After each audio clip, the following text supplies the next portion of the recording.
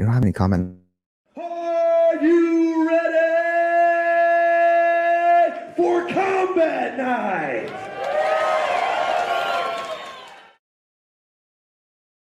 Yeah. Guys, we are live in studio with the one, the only. The man actually needs no introduction, but we have a special video introduction for him anyways. Rainey, roll that beautiful tape.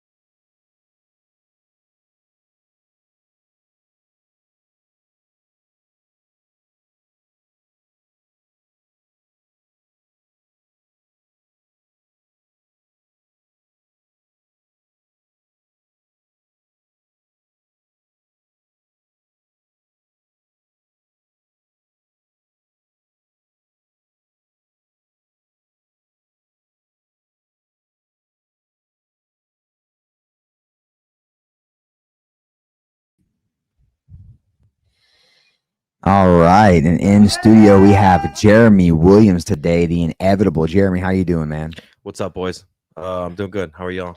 Doing good. We also have Ramsey on this podcast. This is the first dual host podcast. Jeremy walked in and said, "What? Why isn't Ramsey over there?" Because why isn't he on here? You know what I mean? Ramsey's the guy. We in there. Yeah, so we added a mic for Ramsey. Normally, Ramsey handles like the crew and the people that behind the scenes that make events happen. But today he's in here with Jeremy as well, so I'm excited to have him. For those of you that don't know Jeremy, he actually holds as a fighter the most views as any fighter we've ever had with us.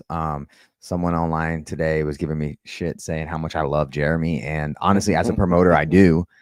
He's one of my favorite fighters from start to finish, working with him because he's always trying to be entertaining. He's always trying to bring an extra element to the fans and to the promotion. He's not the biggest ticket seller, I'll be honest. Like it's not like he's selling 50 times every time he fights. It's nothing like that. But I promise you that over 100 people in that building are very excited that he's fighting that night whenever he's fighting. And to me, that's more important. So, Jeremy, I want to start off with these videos. I think everyone's curious. What's the thought process behind them? How do you come up with them? And what's your favorite one that you've done so far? I'll tell you what.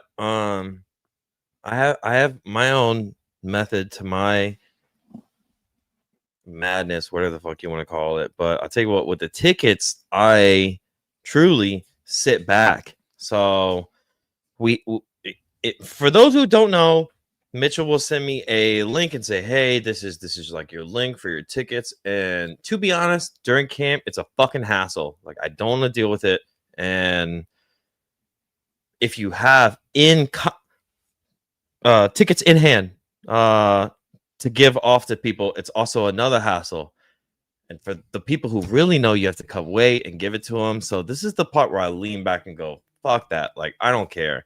The part that I care about is getting people interested in seeing me fight. So whether it's someone who knows who I am, whether it's someone who doesn't know who I am, it leads up to the last moment. And the last moment is the face-off. So no one could know that you're fighting. No one could know that the fucking fight is even happening, that the promotion's even putting on a fight, whatever. And they see a face-off. So the face-off is just a chance to say, who is this guy? Like, I'm interested to see him fight. And as a fight fan growing up, one thing that I've always noticed throughout the years is that sometimes I would not even know that a UFC event is happening, or not even that a fighter is happening. Like I maybe have a fighter that I'm very interested in seeing fight, but I got my own life going on type shit. Like I'm not always keeping up with who's fighting and this and that. Like, we've all got our own shit going on. But my thought process is the face-off is literally your last chance before the 24 hours before you fight, because that's where you let everything go. All the promotion's gone. to say, let's garner the most attention we can. So I let the work for me instead of I don't work for the work. So I come in to the face-offs, and this is my literally my last opportunity to promote my fight. And so people who may look at me and go, who the fuck is this funny white kid pulling this shit off? I kind of want to see this kid fight. Like, and I guarantee you, every single fucking face-off that I have that everybody's hating on, that everybody has an opinion of, whatever, at the least, someone is going, I want to see that motherfucker fight. Like, what's going on with that? Period. And then the next day, there we are. So maybe I didn't sell that motherfucker a ticket, but I sold that motherfucker. So I guarantee you, whether it's someone who's at the event, someone who watched online, or it's his fucking little nephew or whatever, and he goes, whoa, what about that guy? That's what it's about. So it's a longevity move.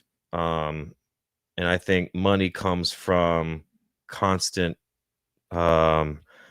pressure, constant effort, and with the constant effort comes those people continuing to be interested, and the revenue will show for itself in the long run. Yeah, no, I believe that like I said, when I say you don't sell a bunch of tickets, I don't mean like you don't, like, I mean personally, like you don't say, hey, I sold 50 tickets, or like, hey, my link did it. But I know that night of the event, and I see it in the comments, everyone's asking, hey, who won that fight? Hey, did that guy lose? Did that guy win? Exactly. So you get asked about more than anybody else. You and Luis Perez. Luis Perez is the other one that gets a lot of it. Luis is genuinely more for his mouth. You know, he talks a lot and says a lot of shit. And you for your acting, like your the roles that you play on those nights. Which one? I'll tell you my favorite. I want to hear your favorite first. What's your favorite of all the face-offs you've done? The one that you enjoyed the most, that you feel was pulled off the best. I'm a little tied here because half of me wants to say the one with Latrell, the syringe one, because that's the one I hear from everyone else. You know, yeah, your injection guy. Yeah, the syringe. Like, what was that? What'd you pump into your neck? I'm like, you know, and then, you know, whether this or that, like anytime I meet somebody, or sometimes I go on to South Florida to meet up with people, and they say, what was that? Like people who I don't know. But to be honest, my one with Hunter Chambers was my favorite. Like that was one where I was like, I don't know how this is going to work, but I'm just going to try it, you know? And I got all up in his face, and I like Hunter. Hunter's a good dude, but I got all up in his face and then pulled back and was like, I'm not a gimmick fighter, which, you know, fucking call what you want, but I'm someone who wants to entertain people. And when I like hit my little fucking Randy Orton pose or whatever, the room fucking bombed, and I'm like, all right, so there's that. To me, I see that and I go, okay, even if I'm like unsure of how this is gonna go, there's proof in the pudding, for example. It's like I know now like what will work. And so that for me was the last one that I was like, okay, I get it. You know what I mean? So which is kind of crazy to say because I had a few bangers before that. Yeah. I think that you're so confident, and you're so like you're in whatever it is that you're doing, you're into it. So people are genuinely intrigued, and they're watching. And then like in that moment, you flip the script so hard, and it was hilarious. It was hilarious. You were stressed. You were stressed about that one. Yeah, I'm thankful it was Hunter. That you also, you're smart with choosing. I like you using the soap for some deodorant. It works. It works. It smells good. It's Combat Night. What is this? What is this? The Fight Club soap, but Combat Night version. Fight Club soap. Yeah, it's literally got Combat Night on it. Combat Night. I love that. Can we get an inevitable one on here? We could probably get an inevitable for Are these local guys? They know they work with you guys. That was a Tallahassee dude, but yeah, local for us. Where we first started our events, Forgotten Soap Company up there made us like a dozen of those. So you got one of a dozen. Never seen one open. Yeah, you're the first one to actually probably open. Have you smelled it? No, There you man, go. Catch that armpit snow. Got a little ode to Jeremy on it. Yeah, I told Ramsey before he's got no. If you notice, Mitchell and I have headsets on. He has no headset. So I asked for maybe to take that top off. My favorite of all of the face-offs. It's funny. My least favorite was which was your least favorite? We'll start there, and then I'll get to mine. No, you already pressed me. I want to hear All one right. of your answers. My favorite is the injection video. It was the most realistic to me. It was very, I mean, when they went up and looked at your neck with a needle in, it looks like it's going in, the fluid's draining, the convulsions after, all of it was great. It was also, it was great for me too, because you were fighting Latrell and y'all had a lot of back and forth moments talking. Yeah, him and his coach. Well, Brian Brown. A lot with his coach, Yeah. but also with Latrell. So there's a lot of kind of heat there. And his team. And yeah, his team was talking. We'll talk about. I want to talk about that because I think I know all of the details, but a lot of people don't. But that was my favorite, just because you were able to do that while you still had the stress of a huge fight in front of you, fighting for the belt, fighting Latrell with all the drama that was there, and you pulled off a very.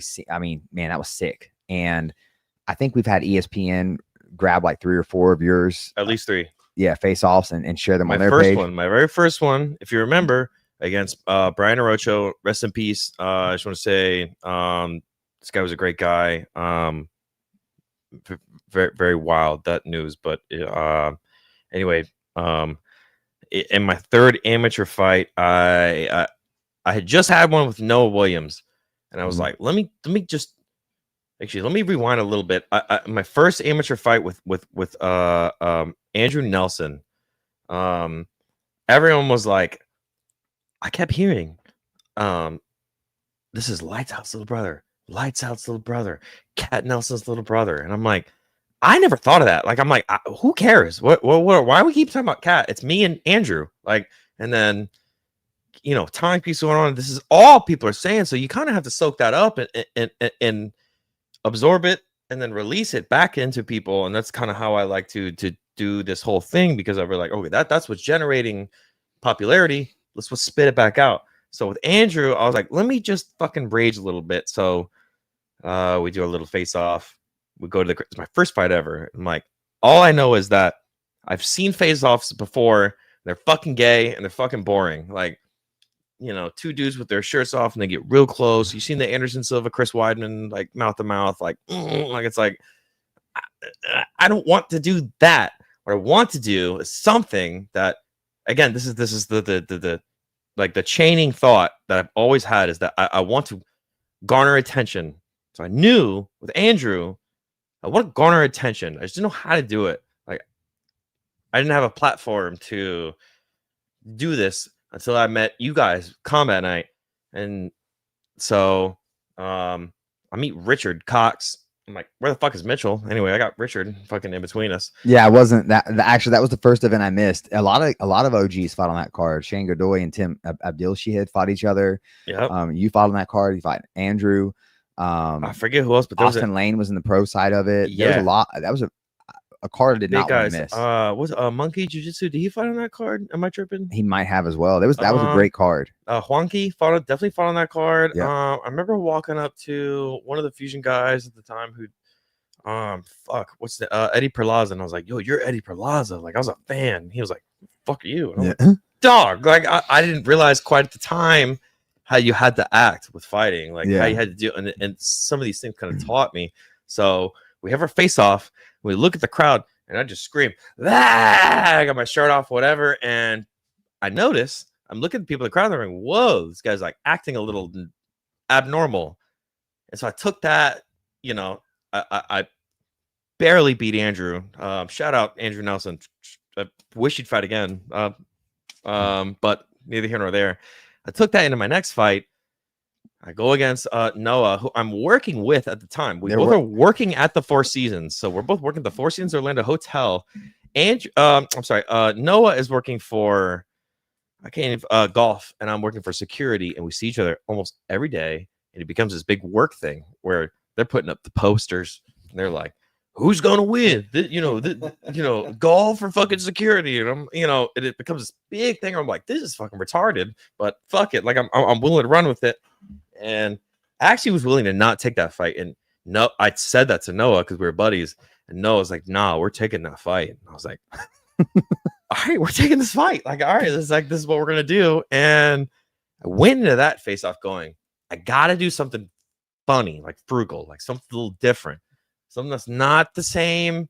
Again, Anderson Silva, Chris Weidman, like I want to make it like as like, yes, it's a face off, but also I want people to look at the face off and go, what the fuck was that? Who was that? Who's this guy? Like, let me research this guy. I want to see him fight. That's the whole thought process behind this entire thing. So with Noah, it was personal. Where I was like, he works in golf. Let me do something that is geared toward Noah. So I do a golf stance and I hit a golf swing and I do my face off and this and that, and it hits a little bit, and I end up winning the fight. And then we go on into the next fight with Brian Arocho. And with that fight, I was like, okay, I learned it's not personal to Brian or Noah, whoever. It doesn't matter, because it doesn't matter to the fans. The fans are what's most important. So it's like all the people watching, is where all the money is, where all the attention is, where all the numbers are. So this is where I first, like, it was like, okay, I kind of get it. Like, I did my thing with Noah. It kind of worked, but it also didn't quite work. With Brian, I was like, I have to do something that, again, makes people go, whoa, what was that? It has nothing to do with what Brian is or who he is or whatever. Fuck that. So I deleted that out of my thought process, and I said, all right, so I had this fucked up tooth. I have two of these. They're called flippers. So you take a flipper out, you can put it back in. It's essentially a tooth. It's a fake tooth that you could take out, pop in, whatever. And I said, fuck this. Let me try this, dude. Like, let me do something a little weird. When we go up to the face off, I'm gonna get intense with him. And then when we face the crowd, I'm gonna set it down, stomp on it, I'm gonna yell, I'm gonna walk away. So with that, I don't include him. It has nothing to do with Brian. Like, it literally has nothing to do with Brian. However he deals with it is on him, but I'm stealing the spotlight. Like, this is my time. So I go up, we do our face off, I take the flipper out, and I had a fake tooth. I literally had a missing gap here to something that's completely irrelevant, and drop it, stomp on it, walk away. And the fucking nation blew up. Like, it happened. Like I saw these thoughts that I kept going, let me change this. Let me try this. Like, I saw it come to fruition in that moment. That night, like, I went home, I eat, I rehydrate, and then I wake up the next morning, I'm doing my thing, I'm getting ready for the fight, and my Instagram was blown up. Like, I was like, whoa, like, I had gotten, I don't know how many new followers, like 750, 1,000. Fuck, it was crazy. Like, I was like, whoa. ESPN posted it, Sports Center posted it, ESPN MMA posted it. Like, all these different big outlets were posting me, and I was like, whoa, okay, hold on. Like, like, there's like something to this. And did the fight, ended up knocking him out, and that propelled me, because I posted on that, like, hey, the toothless guy, like, here's the results of that or whatever. And then after that, I realized, like, oh, like, I think this is maybe something different that I could do that no one's ever done, that I could do to garner the most attention possible. So that's been my thought process. And if I got to be honest, I don't know that anybody was doing anything of any significance before that. Like, now we've got guys that have done all sorts of things, and it's almost unique. Not only it's unique to combat night. Like, you can go to see 100 other different weigh-ins, and there might be a guy or two that does it at the UFC that puts on some face paint or like wears a mask or something. But at combat night, you see more guys showing up with some kind of idea, some kind of gimmick, if you will, to let the fans know who they are, what they're doing. And I love it. I really do. I think that it brings a lot of extra attention and has people talking. And yeah, I mean, our night of weigh-ins honestly get more views and talked about more than the fights themselves sometimes. Yep. So to me, I love it. Like people say, and if you look at your record too, this is another thing. Like people, I get this a lot, and I get this a lot from usually haters. Normally people that are just not doing what's his record? Yeah, and aren't He's doing enough definitely stuff. getting I've lost knocked 2 out. fights ever. Yeah, or they tell me that I feed Jeremy easy fights, and it's like, go look at Jeremy's record. Hard fights, dude. Look at Michael Larimore. Look at Hunter Chambers. Like Even amateurs, Shane Godoy, Latrell White.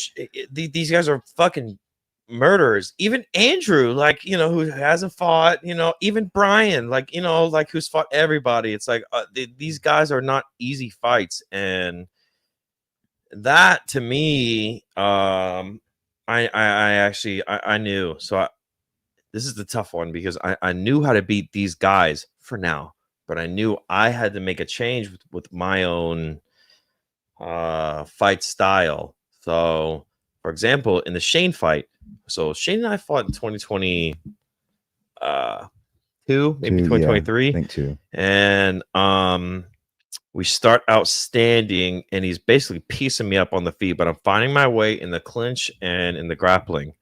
So I know, because Mike Lee is such a great grappling coach, that what I had and what I knew would get me there. And granted, I didn't. It's not like I win that fight going, I know I'm going to win this fight. Like, you don't go into any fight going, I know I'm going to win this fight. It's just not what happens. Like, you go in a fight going, like, anything could happen. Like, I could get knocked out in front of my homies or my girl or whoever the fuck. Like, with Shane, like, was one that I was like, I'm gonna go in and just do what I can, and I did what I could, and I won, thankfully. But I knew in the back of my head that I had to fix things. My striking, for example, I have a video of my pad work. So I pretty much was I was looking for a new pad work coach. So I found Trent Gallin, and I did a round with him or whatever. It was my first round with him. I have a video of it I could send if we could put it up so people could see. And I look back now and I go, this is fucking so bad. It's atrocious.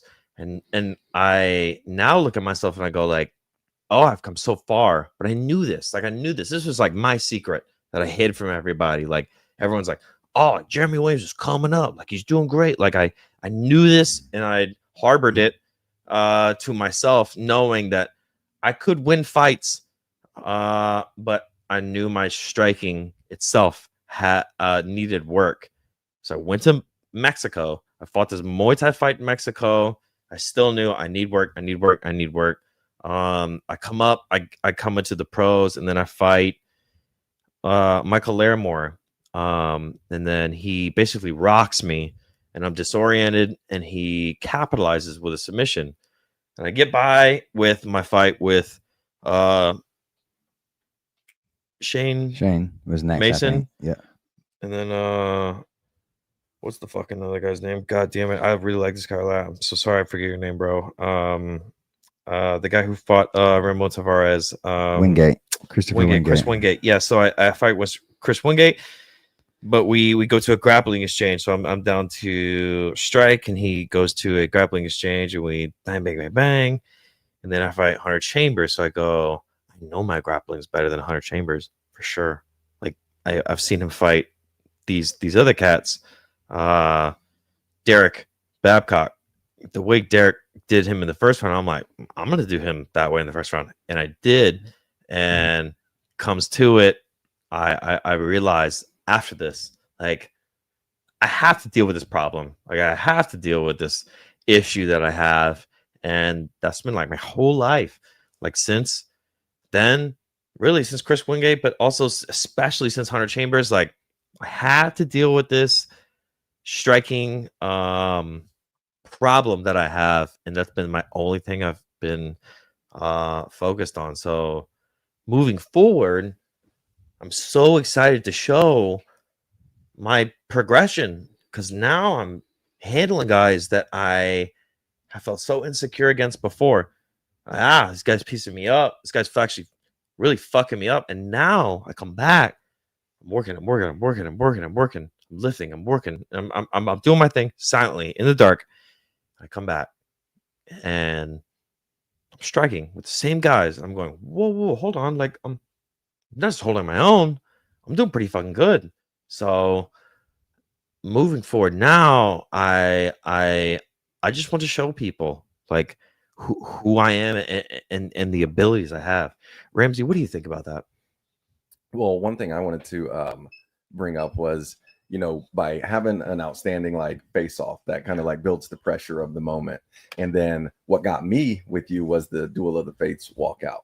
And so all the way up to the walkout, it's like you have the cape on and that music's super intense. And I was curious, is like, does, as far as, like you were saying, like not being distracted by like ticket sales and stuff like that leading up to a fight, but so planning like your face offs and your walkout, that's not distracting at all to you? That just kind of goes with the flow? It's everything. Like, so I dismiss my immediate ticket sales. Like Mitchell may send me tickets for it and say, hey, like you can get off these tickets, like whatever, you can make fucking 4 or 5 fucking, I don't know how, fucking $1,000 fucking free ticket. Like I don't fucking know. But I don't fucking care. Like I literally don't give a shit about that. Like for me, again, it's about garnering the attention, because I know in the long run, people are gonna go like, who the fuck is that guy? I'm looking at the bigger picture, not the smaller picture. So when things are happening, and for people who are fighting, for people who don't know, like fighting itself is a very heavy weight to have on you.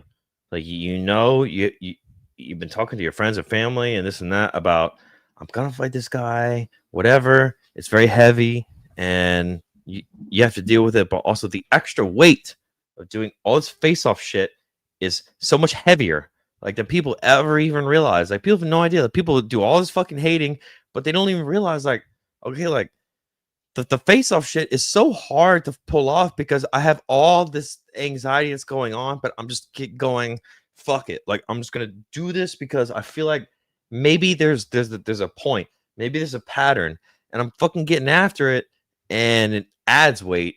So this is something I've talked about before, but since we're talking about it, like for example, the Latrell thing, or whatever you said, that was a huge fight. It's my first title fight. Latrell's a very tough opponent, still a tough opponent. That I'm going, well, I don't know how this fucking fight's gonna go with this dude. Like he could knock me out in the first round. Like I have no clue. But what I do know is that I want people to watch, and that's even scarier, because me saying I want people to watch is me saying maybe I want to see people watch me get knocked out. You know what I mean? And when I see people pull away from that, I see in my head, I'm going like, you're scared that you're going to get knocked out. Like that's your driving force. Like, and I feel like if you're leading with that, then you're coming into the fight with, I'm scared I'm going to get knocked out. And I don't know, you're a pussy. Fuck you. Sorry. But for me, I'm going, I gotta maximize this. This is my only opportunity. Like the rest of my life is so boring. Like I'm working, I'm fucking taking care of my dog, I'm fucking doing normal shit. And this, I have this small gap where I go like, I have a moment to shine. Why would I not turn the light up? You know what I mean? Like, and people are so scared of that. Like even these other guys, like I don't know if they're lacking originality, like you're saying, Mitchell, something you mentioned here about 20 minutes ago, like guys copying, or you don't see this happening elsewhere, but you see it happen in combat night, is because I've done this and I've tried this, and guys are going, I want that. Like I want that. Okay, Jeremy Wynn's getting posted for this fucking injection video. Like that's gay as fuck. That's probably easy for him to do, whatever. But is it though? Like, is it? Can you have one shot to pull this off? You have to pull it off perfectly, A, and then B, you have to win the fucking fight. So like this extra weight is like 3, 4, 5 times the weight that I feel on this fight. But I have to dismiss all of that and just say like, I'm gonna do this because I feel like this is what's going to get me there, you know. So I continue to try and push that narrative as I try to fucking win. And sometimes I lose, but yeah, and people don't realize like you're adding a ton of extra attention to your fight, unbeknownst to you how it's going to end. Like you might be bringing in an extra 40 on. I'll give you an example on YouTube. there's a video of all your face-offs together, has over 40 million views. Mm-hmm. Just your video with your, which I'm gonna be honest with you, I thought it was the lamest video you've done, and I was like, Fulton came up to me and was like, "So what are you gonna do with this?" And I literally was like, "Bruh, I don't even care." I was like, "The shit's whack." I was like, "I don't care what you do." And then he came back. He was like, "All right, what do you think?" And I was like, "Yeah, I mean, there's not much you can do. It's fucking. It was lame." I was so dismissive of your throat, the throat cutting one. Shay Mason. Yeah, Shane. And then it's the most It's popular. literally the most popular one. It's just the individual got like 40 million. Then the one with it starting of all of them is over 40 million. And then how it started with it is like close to 40 million. So just that one face off has probably gotten over 100 million views. And that's not including the one on Instagram. That's just YouTube views. Like that's also, we have that same amount of views on Instagram and TikTok. I've seen it. Now, I said, you don't know if you're bringing 40 million extra eyeballs or 100 million extra eyeballs in this case to come watch you get knocked out, or for them to watch you knock somebody out. It's kind of like, it's going to happen. It's going to happen. And, in a fight, anything can happen. Do you look at this as a distraction? Like, do you think that the face off, having the fun, is like a way to distract your mind from what you're going to have to do the next night? Because I know some, like Val Woodburn will come over to my house the Saturday morning of his fight. He'll tell me the week of, "Hey, hold on to 20 VIP tickets for me." And I'm like, "Bro, it's fight week. Don't worry about it. Like, it's fight week." He's like, No, I'm good. At weigh-ins, "Hey, you got them 20 tickets?" And I'm like, "Yeah, why?" He's like, "Give them to me." He's like, "I got people who want them." And I'm like, "Bro, you got to fight tomorrow. Don't fucking worry about this." And after about the third time of me telling him this, he comes to my house that morning and he gives me money for like 10 tickets. And I was like, "All right." And he was like, "I'm gonna sell the other 10 too." I was like, "Bro, it's noon. What, like, go relax, go chill." And he's like, "Stop telling me that." He's like, "I need this." And I was like, "What?" He's like, "Yeah, I need this." He's like, "I need something just to distract me from what I have to do tonight." And I was like, and you think of Val Woodburn, you think this guy, is not worried about a fight. He loves it. He turned the switch on. And he's the animal, but he uses the tickets as a distraction. So are the face-offs kind of a distraction for you, or is it more of a, are you like magnifying it for you? But you see, this thing with Val is that he's just one instance of pull away. So like, for those who don't know, like when you sign up for a fight, I signed the contract. It's 2 months away, whatever. Like, it consumes my life from there. Everything else just dissolves. Like it's insane the way everything else just drains away. But with Val, he may say, "Hey, I'm so I'm so tired of this feeling of just feeling like I gotta go. Maybe could you give me a little bit of relaxation by this ticket sale thing, whether it's a money thing or it's an ease of thought. It doesn't matter. You have to always come back to what's going to make you money, what's going to drive you attention. And yeah, that could be that, sure, but all this stuff doesn't matter. Like, fight week, you have to make the weight, you have to fight the fight, whatever. But if you haven't prepped before that, then you're going to be behind. So Val may come to you and say, and I love Val. Val's a great guy, but Val might say, "All I've been concerned about before this is the fight, because that's my job as a fighter, is to just be concerned about the fight. All I have to do is win," which, yes, is true. All you have to do is win. But you see guys who train, fight, win. Cool. No one gives a fuck. No one gives a fuck. Yeah. Okay, your hand raised. Okay, cool. You get to tell your coworkers and your family, like, "I want to fight," but no one else gives a fuck. Why? Because you didn't garner any attention in the weeks, months leading up. So, thing with Val, it may be the same case, and I don't know specifically with Val. And again, I don't know. I'm sorry, but he may come to you and say, like, "Bro, can you fucking deal with this? Because, like, help me out, like, with the ticket sales. Like, here you go, bum bum bum. I've done my job, but like, now I gotta lock in, like." But the thing is, he's already been locked in. Like, all this other stuff, like, people don't think about at all. Like, the whole point is to take yourself and to put yourself in the fan's shoes. Like, I'm Ramsey, and I show up to UFC 230, whatever the fuck, and I'm in the crowd, And I go, okay, this guy's fighting tonight. This guy's fighting tonight. I'm excited for those. And the main event. That's all I know. I know the main event, and like maybe there's 2, 3, 2, 4 other guys. That's all I know. And you look up and go, whoa, what was that? Blah blah blah. I want to see that motherfucker fight. Like that's your last point. Like, and guys completely are aloof to that. Like the guys trying to, I don't want to say copy the face-offs, but I see it all the time. Like I sent to my girl, like I go like, oh, it's another guy like trying to do something funny for the face-offs, but it sucks. One of my old fucking someone I used to know like came backwards to the face off, and I'm like, you know, or someone may try to dress up or paint up or whatever. That's not it. Like, yes, I see you're trying to be different, and you are being different. I get it.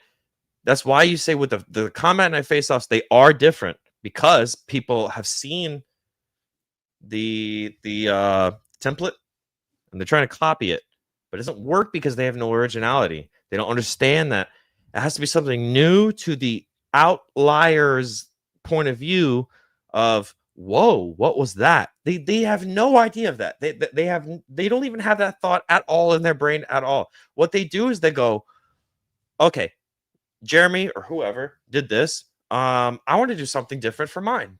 So they do something different, and it's fucking stupid, and no one gives a fuck. It's like, okay, got it. Like, what you're forgetting is that when you're doing a face-off, it's literally your last point to garner attention. And I've said this to many people, and I just, maybe I'm special, maybe I'm retarded, maybe I'm autistic, I don't know, but like, it's something that they just don't get that I do, and I think of that when I come into my face-offs, and afterwards, if I win the fight, I'm propelled 4, 5, 6 times, 7 times more because of that, because of the weight that you're talking about, like this and that. So I think it's the confidence, man. It really is. I think it comes down to your confidence. Because there's guys that do interesting stuff at face-offs, and it's always the ones that are confident, whether it's giving their opponent a gift, whether it's offering them a piece of fruit, whether it's saying something funny in their face, or whether it's like bringing up something, or, you know, not shaking a hand, or it's just them being themselves. The ones that are most popular and the ones that hit the most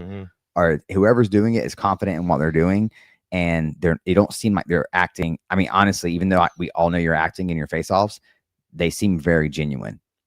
They seem like you're in that role and you're taking it on very well. I've never seen one where it's like you were kind of acting awkward. Like, no, you've been. You're talking me specifically or someone else? You specifically. Why all yours hit is because the confidence going into them. And then the guys that do hit outside of you, it's their confidence. It's literally like it's not an act. It's not a thing. They're making it themselves. They're the character in that moment. And you do a really good job of that. And I think Val, the reason why Val is, while he don't have the crazy face-offs, when he gets in the cage, he has an intensity from the moment he walks to the time he gets in the cage. I've gotten in there after he's knocked somebody out and trying to like, just capture the moment, and you can see it in his eyes. Like, and I think the fans can feel that too. Like, he's a different person right now, and they can appreciate that like genuine rawness that they see. Yes.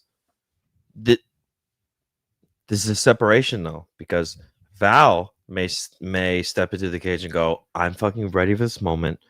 This is all I've worked towards. Like, I'm fucking so ready. And you, as the capturer, may look at Val and say, he's ready. You know, he's done everything he can. And look at his eyes. Like, he's ready for this moment. And he's ready for the fight. The small things, the in-between things, the things where I'm saying, like, I signed a contract, it consumes me, is that what I'm saying is that it consumes my life. Like, these little face-offs, yes, I come in confident to them. The syringe with Latrell for my first amateur title, whatever, I practiced it fucking 100 times. Like, okay, oh, my hand it's not gonna work. It's not gonna work this way. I gotta do it this way. This, and I gotta film it. And I gotta, it's not gonna work. Like, you film a fucking movie, you know what I'm saying? Like, you gotta go, whoop, whoop, whoop, whoop. Like, there's always a director who goes, that's not gonna work. Do it this way, whatever. Like, so. Again, in that moment, if one fucking shot and you fuck it up, that's on you. I think the cigarette one was the more artful, as in making it look realistic. For me, the cigarette was because like everyone thought it was real. I fucked that one up so bad, but the fans have no idea. I was right there. and because I didn't know it was happening, probably, I thought it was real. I thought it was. I even told him, I was like, I didn't hear it go. Tss. I didn't hear that noise, but I saw the smoke. I saw the red. I mean, maybe I did and I didn't remember. But like for me, the cigarette and the way you flicked it, That was the first one that I really practiced over and over. The Brian one I practiced a lot, but the Shane one, because I had just gotten posted on ESPN MMA. I'm like, okay, there's proof, and I come up like 1,000 followers, like some crazy fucking number. And then with Shane, I'm like, it's my 4th MMA fight. You know, like, all right, I gotta do something different. Like whatever, blah blah blah. I know. I practice, and I do it, and I actually fuck it up so bad. I'm not going to elate because whatever. But the confidence got you through it. And at the end, people are speculating in the comments, and I'm going, the speculations are where I fucked up. I'm like, I get it, but also I whatever. I did it. I got to focus on the fight. So I didn't ask you, what were your favorite and your least favorite ones? I got to piss real quick. I'm going to run. do this as free bike. You guys just. Yeah, I would say my favorite one was probably the injection. It was probably the injection guy one. But Jeremy has a skill of even getting us excited behind the scenes at face-offs, of knowing like, oh, Jeremy's fighting. We know something crazy is about to happen at these face-offs. Yeah. And to his credit, he performs well and he puts on entertaining fights. And so it's not like there's a fall off from the excitement that is built from the face-off to the actual performance of the fight. And like I said, to his credit, least favorite was probably the tooth, and I know that was the one that like started it. That started it all. But man, whenever I look at like the comments and stuff on YouTube, everybody's talking about bro needs an Emmy.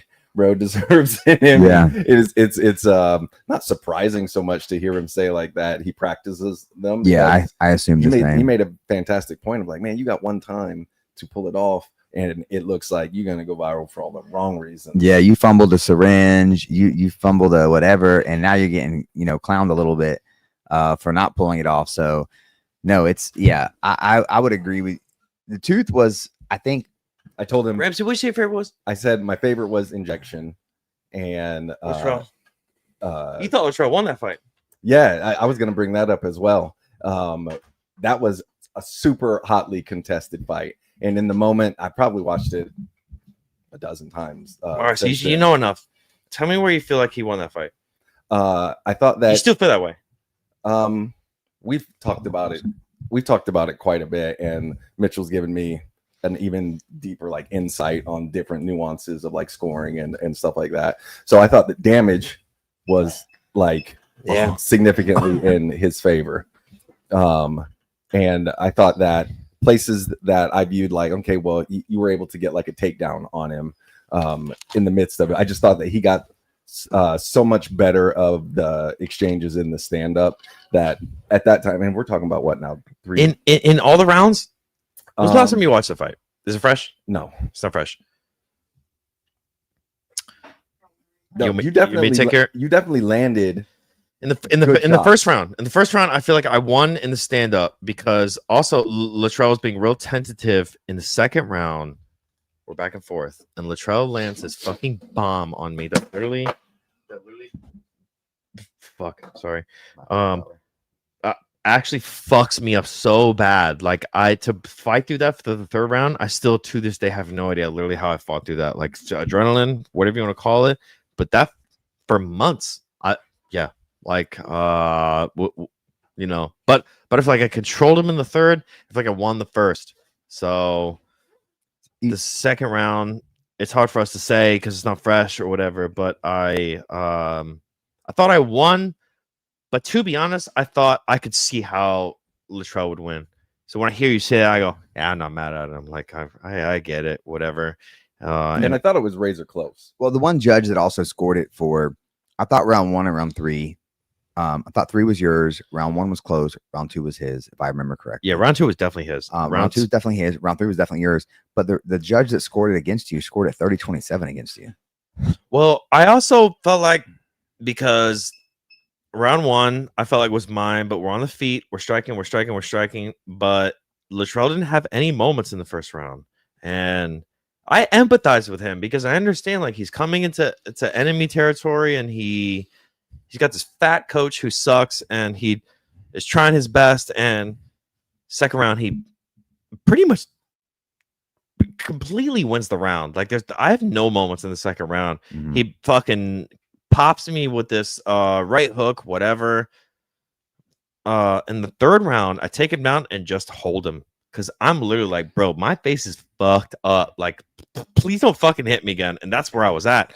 And so I lean on the third round because I know for definitively I won it with the grappling, which looking back is crazy because Latrell's grappling is great. And then the first round, because I just feel like I won the first round. But the second round, his second round was so much more than my first or third that I could see how an onlooker would look at that and go, Latrell won this fight. So I let that one be. I just kind of. It's also important to remember, like, there's some things about scoring the average fan does not understand, and the language in scoring is impact. It's not damage. Like the second round, you took damage. Like there's no doubt about it. You took damage. But when you read the scoring criteria, it's like effective, impactful, and effective striking or grappling.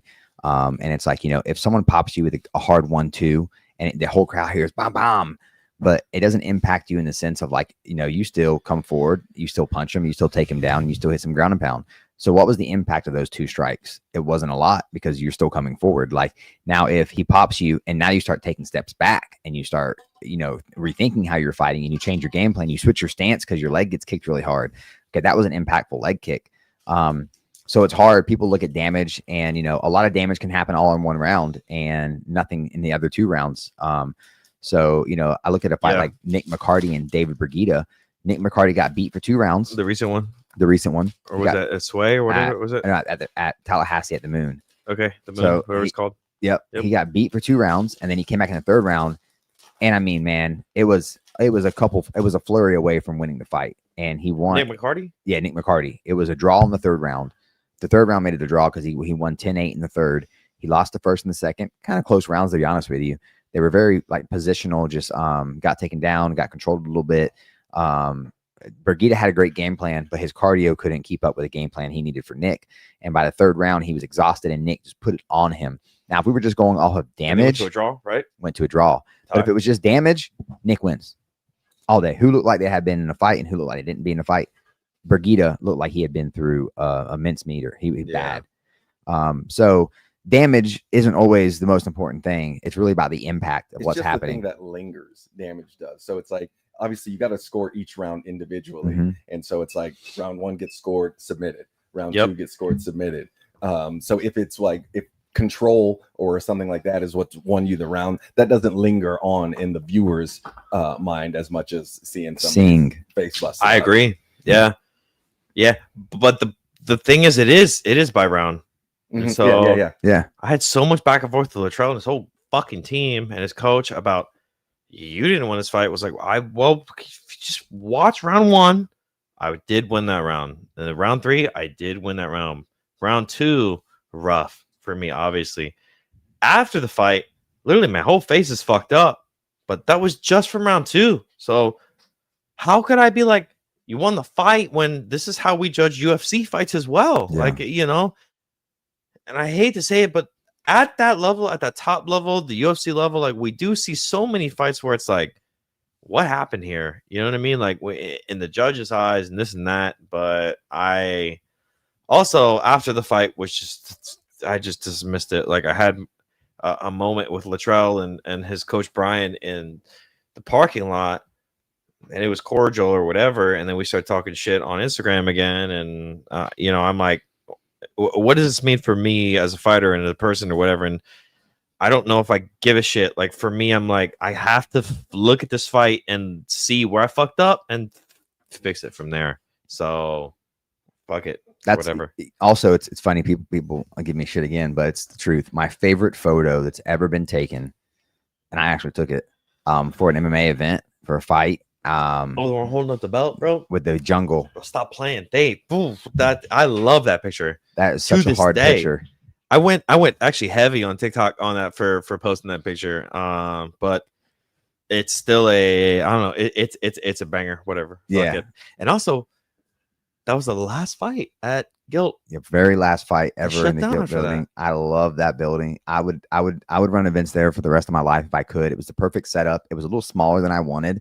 Didn't matter. The energy in that building was amazing. The You should've setup. bought it.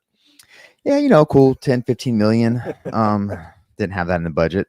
Don't have that in the budget. And Beecham now is the spot. Yeah, I like Beecham, but you know, Beecham is a little more open. That I wish it had more of a second floor wraparound than just kind of like far in the back. Yeah, as a fan, I don't know because I fucking barely watched fights at Guilt because I was fighting them. Yeah, have You you been? know? Have you been to the Moon before? That's the one in Tallahassee, South Florida. No, Tallahassee. Where North the fuck Florida. is Tallahassee? Capital.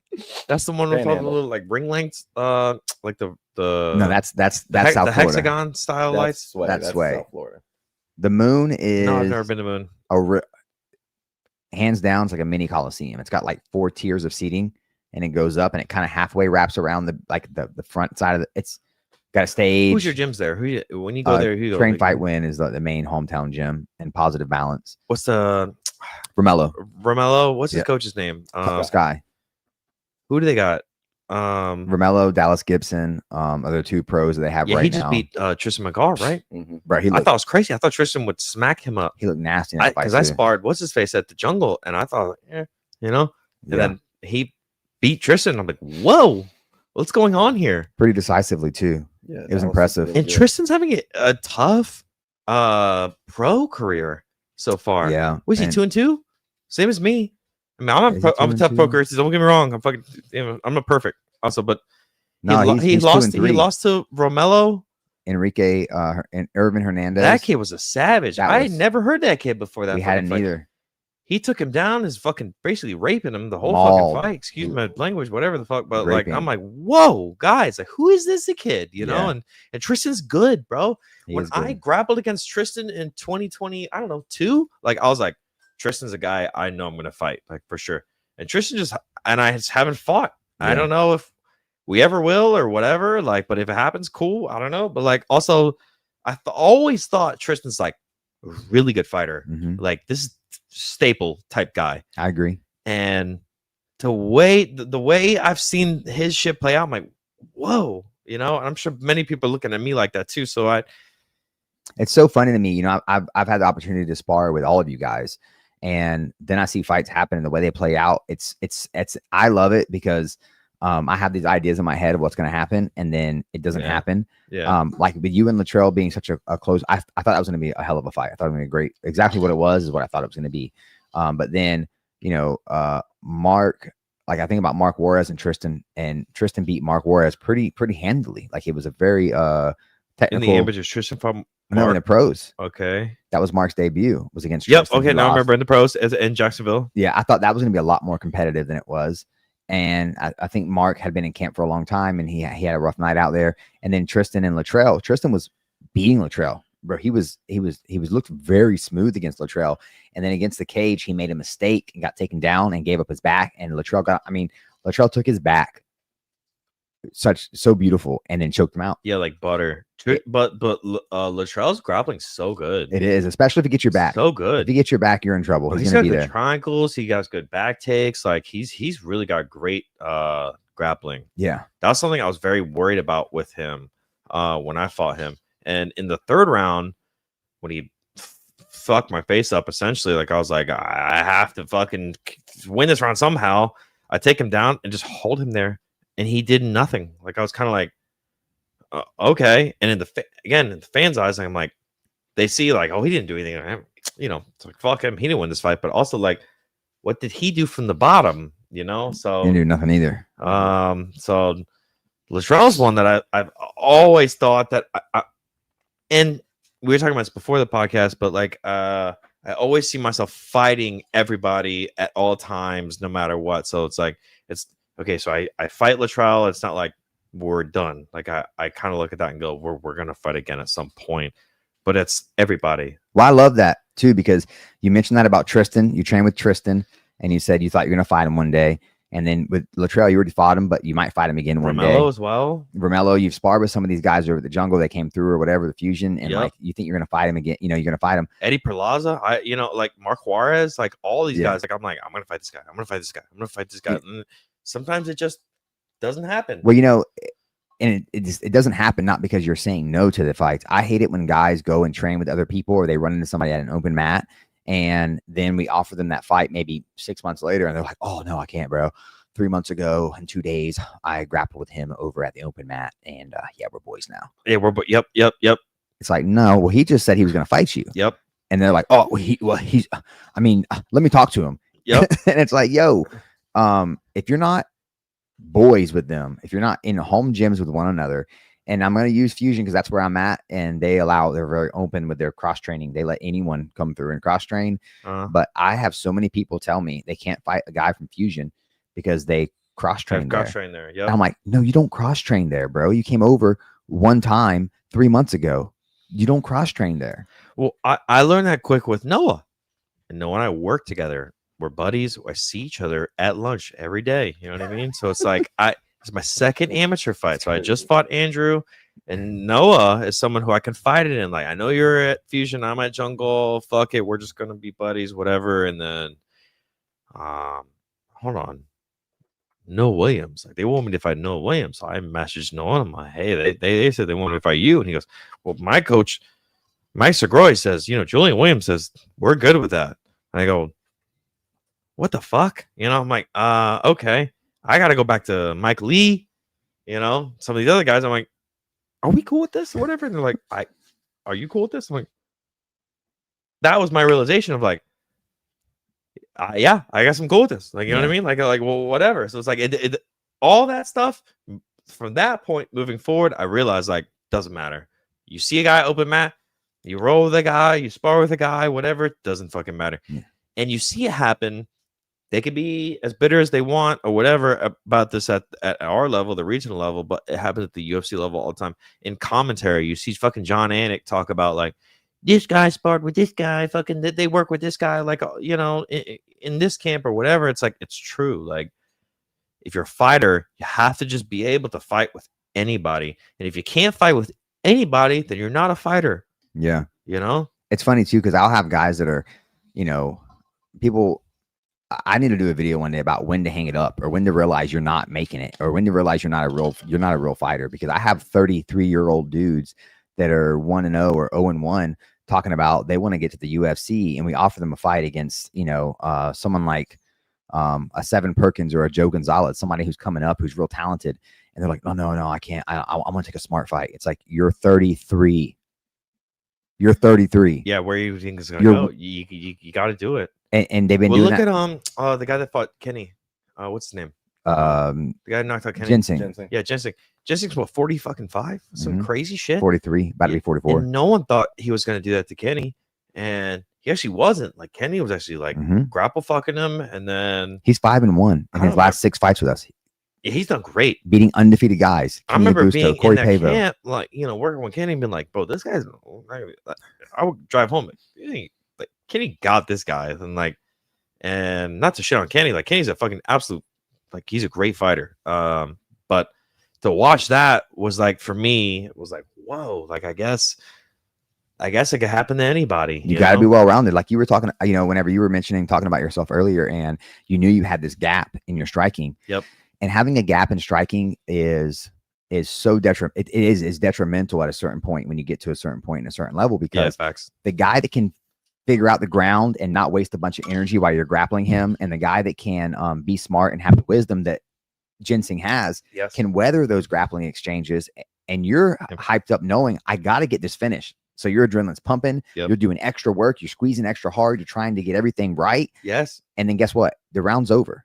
Now you got to stand back up again. Now you're tired and you have to take the shot. And I seen it with Kenny. He's tired from trying to fucking hold this dude, and he can. He can hold him down, this and that. And I was just getting ready to fight Michael Larimore, I just had or whatever. And the way Kenny handled Michael Larimore, I go, it's gonna be easy. And I forget sometimes that, you know, each fight is different for each person, and you have to remember that. Like, so you can't go, this guy had an easy fight with him, so I'm gonna have an easy fight with him. Like, it's just not the fucking way it goes. It's not. And MMA math. yeah, it's not true. It's just not real. And the way ginseng has been going, it reminds me that, okay, as I get older, as this and that, like I could still compete with not just compete, but like actually kill these guys. You know what I mean? So you have to keep improving. You have to keep doing what you have to do to be the best fighter you can be. Otherwise, that's where shit splits off. And you got to fight. Like I said, that's why credit to you. I don't know that we've ever offered you anybody that you said no to, and there is a murderer. Not one time. I've never said no to anybody. Combat night. Yeah, no, I didn't think so. Like, and there's maybe a dozen people I can say that about. Like, there's the Koslows where Koslow would, Richard would say, Koslow would always hit me up and ask me, hey, you got anything for me? And he always wanted to work through me for some reason. Stephen Koslow. He always wanted to work through me for some reason instead of like, so I'd get the match from Richard. I'd tell him, and he'd be like, yeah, sounds good. So what's up with that? Let me ask, because sometimes as I've gone through the ranks, and I've gotten to know the combat night crews and that, like, I talk to you and I talk to Richard. Sometimes I get two very different answers. Like, you guys, like, do you guys fucking talk to each other? Like, what's going on here? Sometimes, like, we're two different men.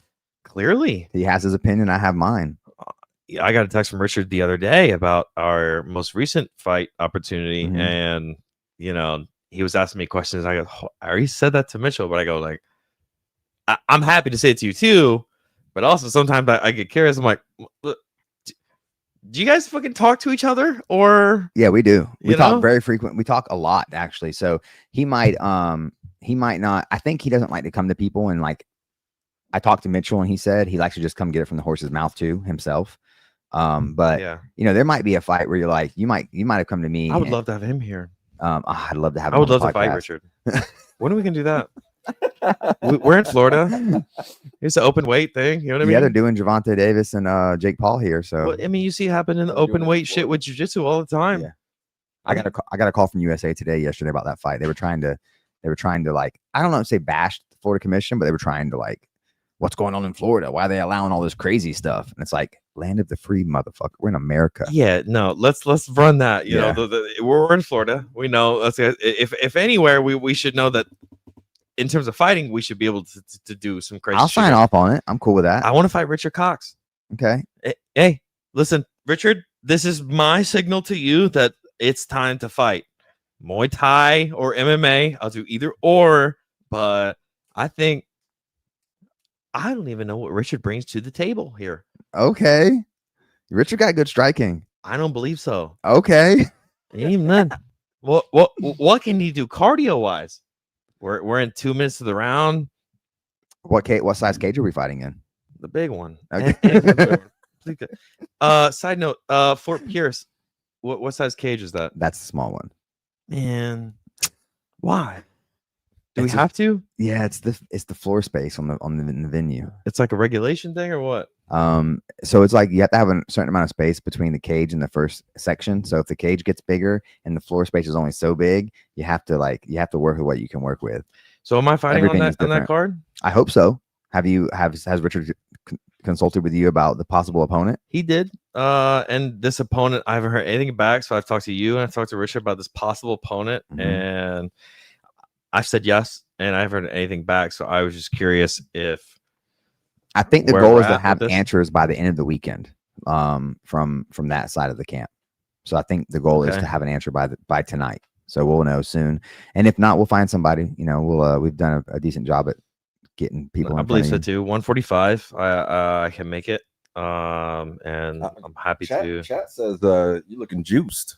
Who says that? Oh yeah. A couple people, Kevin Morales. Come on, my dog, the gorilla. Yes, I've been lifting. I've actually gotten steroid accusations. Matthew Lemos, my dog. What's he been saying? He said he on that Paulo Costa secret juice. Yes. It's actually insane. So I lost the hunter.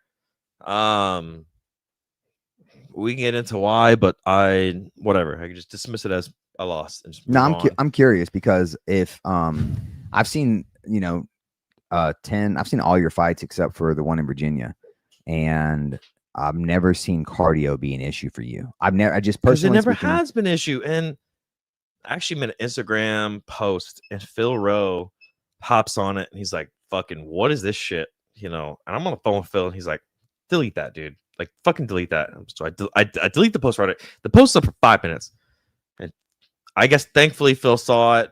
Whatever. I don't know what to feel, because it affects the way I see fighters even now too. And I'm still learning, I'm still growing, whatever. But going into that fight, I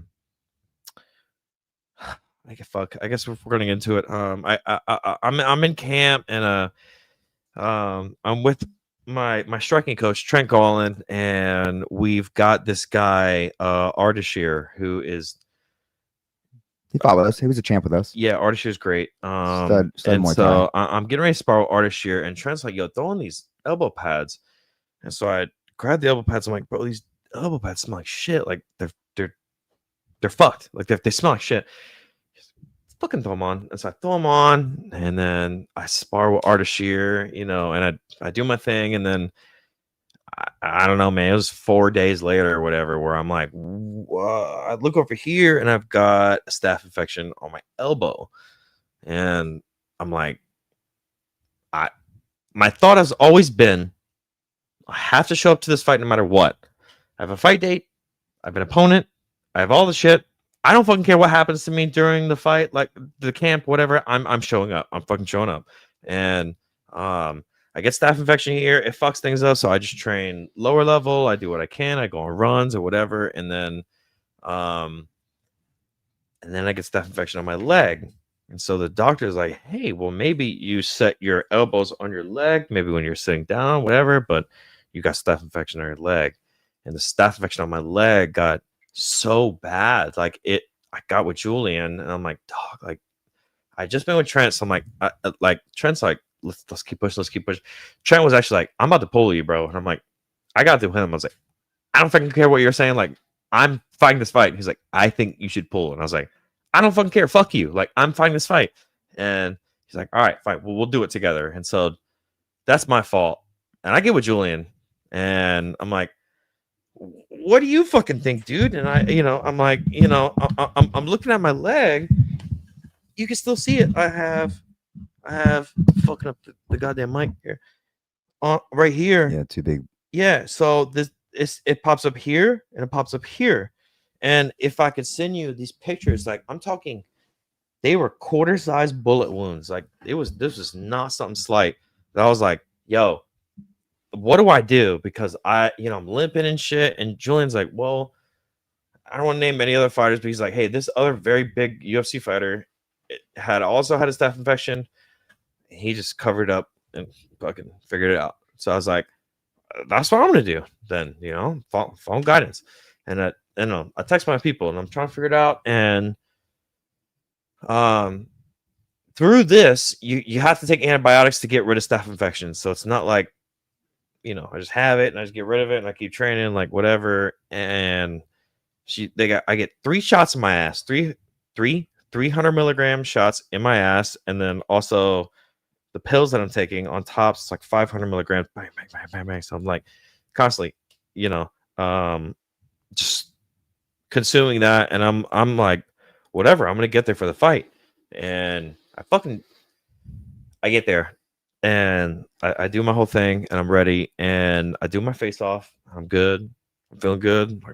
I'm ready. I'm ready to fight. And I fight and I want to say, for anyone who's listening to this and thinking, "Oh, it's a fucking excuse." It's not a fucking excuse. It's just my fucking experience of what I felt.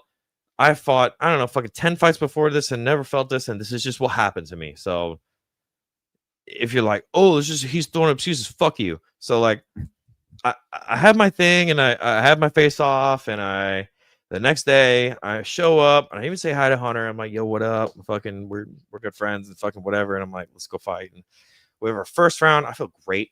And then at the very, I don't know, probably 30 seconds until the end of the last round, I'm like, whoa, I feel really tailed. Like I feel really winded. I'm coming in this fucking in between the first and second round, and I look at Trent and I look at Rodney, the guys who are cornering me, and I'm kind of like, I feel like shit. Like I've never felt this before. I've never felt this before, and I've always been on top of my shit. And whatever. Get the fuck back out there. Like let's fight this fight. And in the second round, it don't take long. Like I'm like 20, 30, 40 seconds, and I'm like, yo, I'm dead. Like I'm dead. And I come to a point where I'm not fighting anymore, but I'm like, I just want to survive. Like I just please don't hit me. I'll do what I can to negate this, and I do. And in between rounds 2 and 3, I'm looking at Trent, my striking coach, and I'm like, dog, I have nothing. Like I have literally nothing. I've never felt this exhausted in my life. And he's like, bro, what do you want to do? And I'm like, I got to get back out there. So, we're fighting. And so in the third round, it's the same thing. Like I am dead. Like I have I can't even punch, bro. I can't even do this. Like I'm literally, if I want to punch Hunter, I'm just like, like I had nothing left. So I go in the back, and this is a completely different conversation, but I struggled back there. But I realized like taking antibiotics before the fight is going to completely fuck everything up, especially how much I was taking. And had I known, I would have pulled out. But I don't say that anymore to people. And the only reason I'm saying it right now is because we're talking about it. But I posted about this, and Phil Rowe got into contact with me and was like, fucking don't say this. Like people don't give a fuck, like whatever. So I literally deleted the whole post, and I have just dismissed it and go like, I'm going to improve on whatever I can improve on. And the rest of it, like, fuck me. Like, I don't know, because people don't care. They don't. No one cares unless you win. When you win, you can talk about all the crazy shit that happened. Exactly. But it's really weird in this sport that, in football, that's not the case. In football, someone has a bad game. They don't run it for enough yards. It's like, oh, he's got turf toe, guys. That's why he didn't get 100 yards this game. And, if the quarterback has a bad game, but he got hit with concussion last game. It's okay. They're quick to make excuses in almost every sport. And I think those are real excuses. But just to talk about your experience and what happened, it's really weird that MMA is that one sport that's like sissy. It's like he just got in a cage and fought. Like you wouldn't do that at 100%. Yeah. And this man just did it at 60 or 70%. And I also give credit to your mental. I had a horrible weight cut where I ended up with rhabdo, and I couldn't put on any weight for like 7 to 10 days after my fight. I was dying. I was like, I'm not 120. I fought at 125. I operate at 145. And I couldn't get over 130 for What'd you call this? Rhabdo? Rhabdo. Rhabdo? It's like where your body eats your muscles. It's a sickness? Or it's what? like an overtraining. It's like your body basically eats your muscles. Okay. And your body shouldn't do that. So like I just depleted myself too much in the weight cut, got an IV, and I didn't keep hydrating. I thought I was good. The IV made me feel so good. This is back before they were illegal. Right. Well, even if it was, I don't care. Short moments if I feel good. Yeah. And I thought I was great. Well, at the fight, Richard comes up to me and he's like, you look like shit. Are you good? You drink enough water? And I'm like, yeah, I'm good. I started warming up, and I was like 1, 2, 3. It's like, okay, this is not good. I was like, let me just push through this. Let me get this first wind out. So I'm and I'm like, I can barely do like 10 combos and I'm dying. And I still fought, of course, but to me, that's like a real fighter mindset. Someone who, and that's why it's important sometimes to have that coach to like pull you back and be like, no, like you're not doing this right now. I'm stopping you. But it's also hard for coaches to do that with a guy with the mentality of a guy like you. Yeah. Because you're gonna tell him no. You're gonna push back hard. Yep. And you're a man. Yeah. No, So, I'm a grown man, and Trent and I actually have gone back and forth on it a few times where he said to me when all this is happening, he's like, you need to pull out. I think we should pull out. Fuck that, dude. Like, fuck that whole mindset. Like, I don't want that pussy shit in my camp. And afterwards, of course, I mean, I'll be honest, like I went into the back after that one, and it was different than anything I've ever experienced because I was just hanging on, surviving, and Hunter with his fucking Donkey Kong hands, doom, doom, doom, doom, doom, back of the head, top of the head, side of the head, whatever. Like I was like, do I even want to fucking do this anymore? Like, do I literally even want to do this anymore? And I know I could beat Hunter Chambers, but it didn't matter in that moment. Like I was like, this is just what happened. This is where I'm at.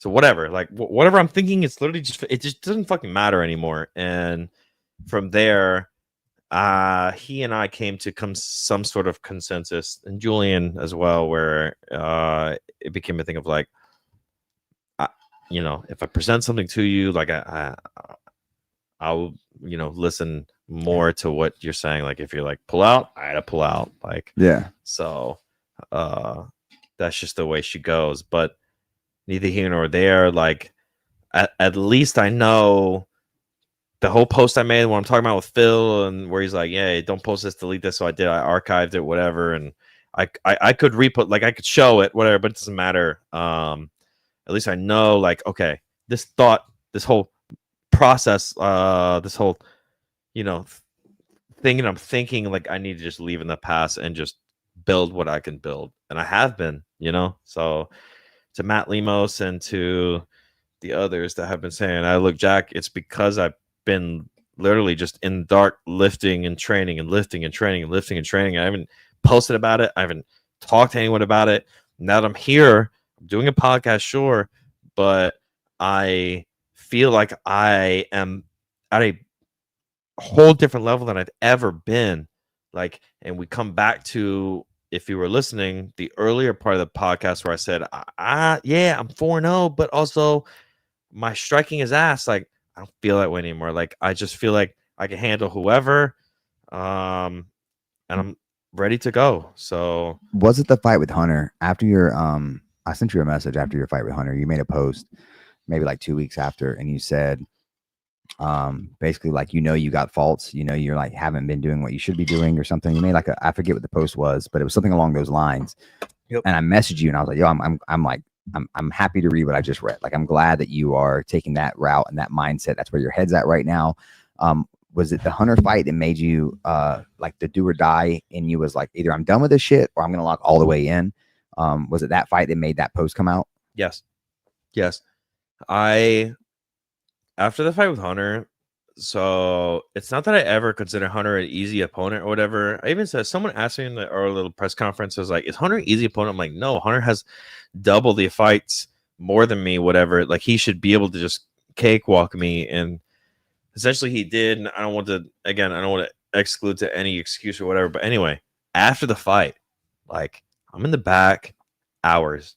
No doctors are coming up to me. I'm dead. Like, I'm puking all over the ground, and my family's here. And I'm like, guys, I don't know. Like, I really don't know. Like, fuck this. Like, literally, fuck this. Like, I have a good job. I make good money. Like, I make more than all the other fighters. Like, fuck this. Like, and they're like, it actually blew my mind how some family members were like, thank God you're out of this. And then some family member was like, hey, get the fuck back in there. And it really just, I don't want to say changed me, but really just like in that moment, like the one or two family members that were like, I'm talking about the people who I really rely on. Like all the outsider people are gone. Like, I'm talking about really inner circle. Everyone's going, fuck this, bro.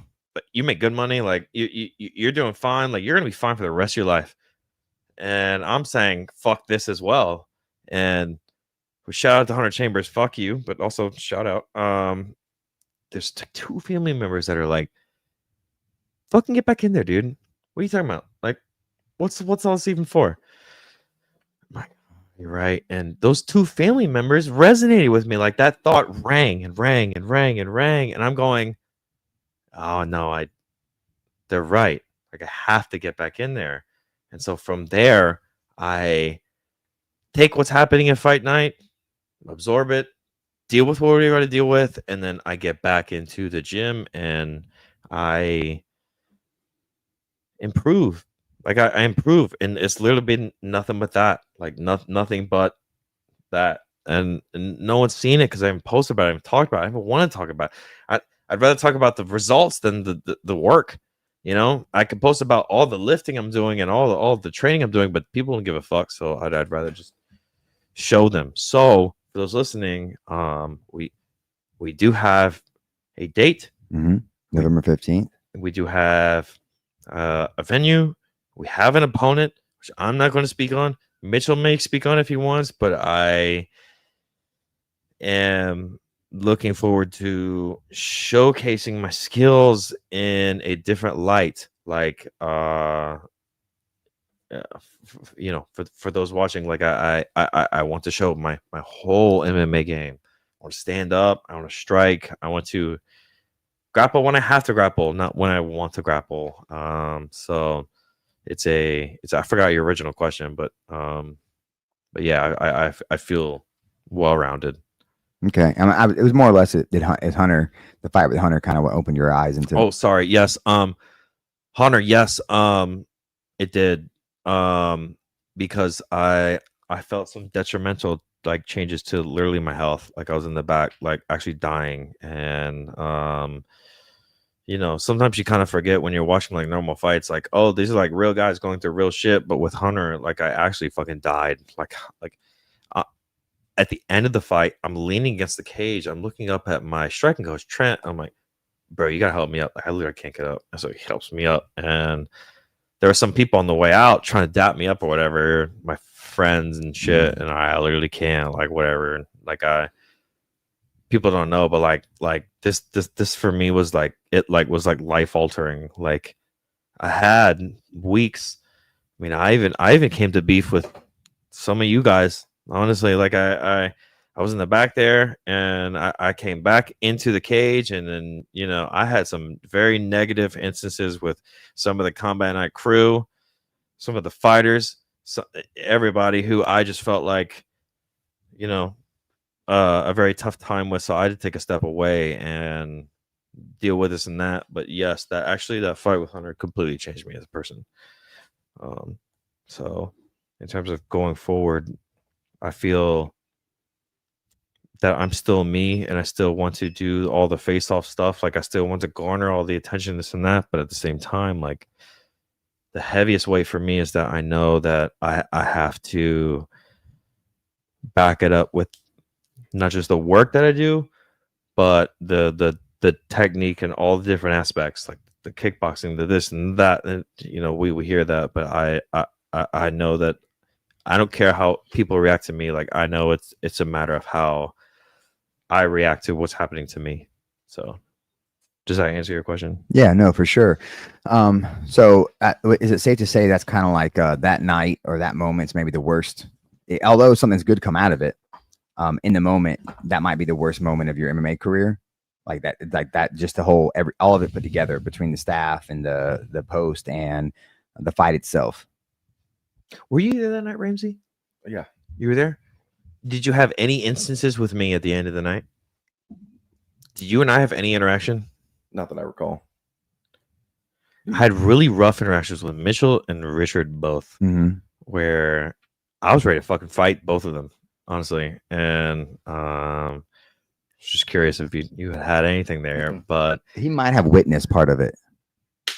Well, you tell me. Have you, Richard? You don't remember? Have you witnessed any part of it at the very end of the night when he wanted to get stitches? All you guys are taking pictures, and I'm like, "Where's the fucking doctor?"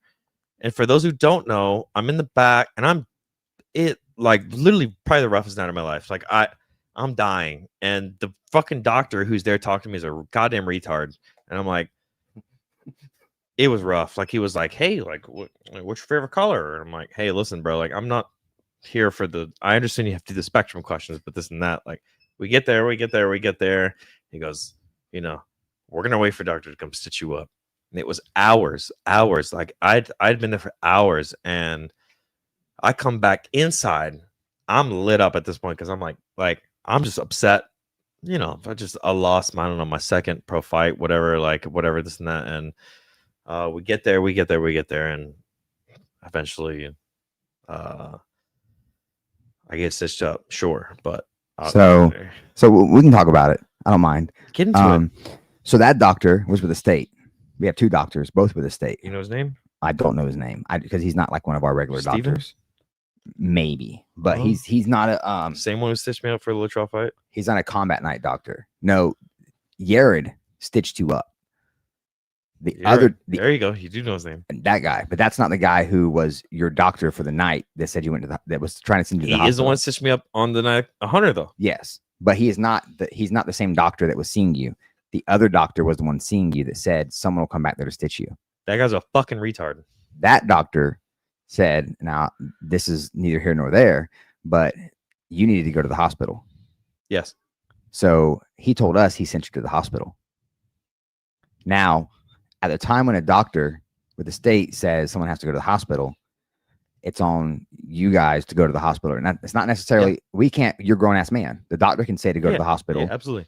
But we can't make you go to the hospital. Yes. And sometimes the doctors are being a little absurd and like, you know, a guy's got a broken finger and You're they're talking like, about while you guys are running the event, the doctor's coming to you, communicating this to you, that and then walking away. that You're you continuing to run the event. that you had to go to the hospital, that you were going to the hospital. Okay. I mean, I've been at probably in the back locker room for hundreds of fights, post fights, because of whatever may have happened to the fighter, and I want to go back there and see what's going on with the fighter. So I'm under the impression you went to the hospital. You didn't go to the hospital. Correct. Clearly. Yeah.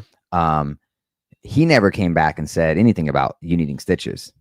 I get told that if anyone needs stitches, I get told this because they can't stitch you without me. One, I signed a form for you. So I signed like a release form to send you to the hospital because I have to sign this form. Yeah. That same form, if it stitches, I got to sign because you're going to get suspended. Okay. So either way, there's something I have to do because you're going to have to get suspended. It's a notice. Like stitches is like an automatic 15-day suspension. All right. So he has to tell the state this as well because he has to, the doctor has to sign this form and say, hey, he's suspended for 60 days. Here's what I did. So he's saying he sent you to the hospital. During the fight. During the fight. Yep. I obviously understand that you're busy. Mm-hmm. Okay. All right. He's on the hospital, this and that. Not what happened. Yeah. No, clearly not what happened at all. Me and Trent had a really good conversation that night. I don't know if Trent. Yeah. Well, let's leave that out because I've heard otherwise. Well, I thought it was good. Josh, on the other hand, the other guy, not such a good conversation. But me and Trent had a very Josh, just maybe, white. Josh White noise. White noise. Yeah, Josh. Yep. Got it. But I thought me and Trent had a good conversation. I was real with him, and he kept it real with me. Yeah. I was ready to fight you and Richard. I know you and Richard. You and Richard were ready to fight me first. Yeah. Well, I think Richard and you. I wasn't involved at first. First, it was you and Richard. Was Richard? Yeah. Well, I don't know what happened. Fuck you, Richard. Let's fight. Let's run it. First, it was you and Richard, and that's when I found out you were still there. And I was like, "What the fuck is he still doing here?" Yes. He's supposed to be at the hospital. And I went and talked to Trent, and Interesting. And me and Trent had a good conversation. I thought again, because Trent was very upset. And I was like, Trent, when have I ever not made sure a fighter was taken care of? Give me an example. He don't know. Trent fucking knows. And Trent's like, well, all I know is Jeremy. And I was like, okay. I was like, well, Jeremy. And I was just like, you're his coach. If something's not happening in the back, you're the guy. You're the guy. You got to come up here and tell us. You got to come talk. Well, we've been sitting in the back because we were told. Yep. No, we were told. That I get.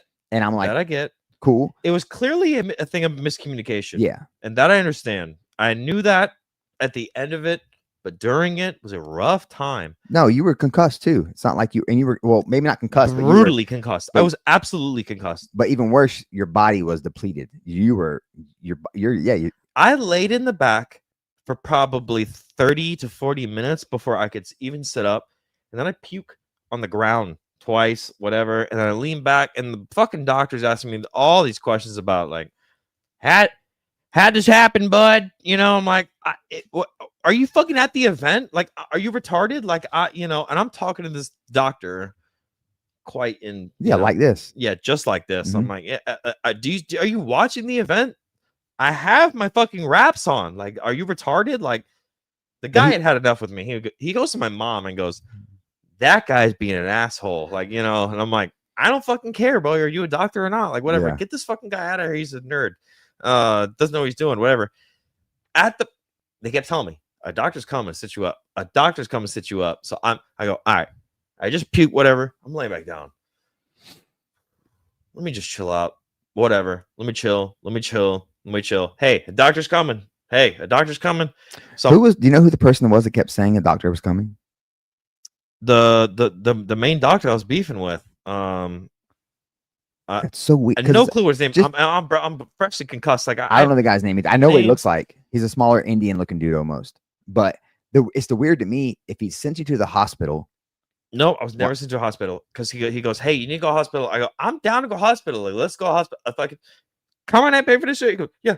let's go to a fucking hospital. Why are you waiting then? That's my confusion. I was not like, I was waiting for someone to, because they said to me, someone's got to come in and stitch you up, and then after that you can go hospital. I go, where's this guy? Like, so I lay down. Someone's coming. Someone's coming. Stitches at the hospital. I look at Kat Nelson. I'm like, where's this guy? I look at Jada. I'm like, where's this guy? I'm looking at all these randos. And I'm like, yo, where's, and it gets to the point I'm like, I'm looking at my people. I'm like, my family, my friends, they don't know what the fuck to do. They just don't. And I'm like, all right, I gotta take control. So I get up, and they're like, what are you doing getting up? I'm like, fuck off. Like, I go to you and Richard. I find Richard Cox.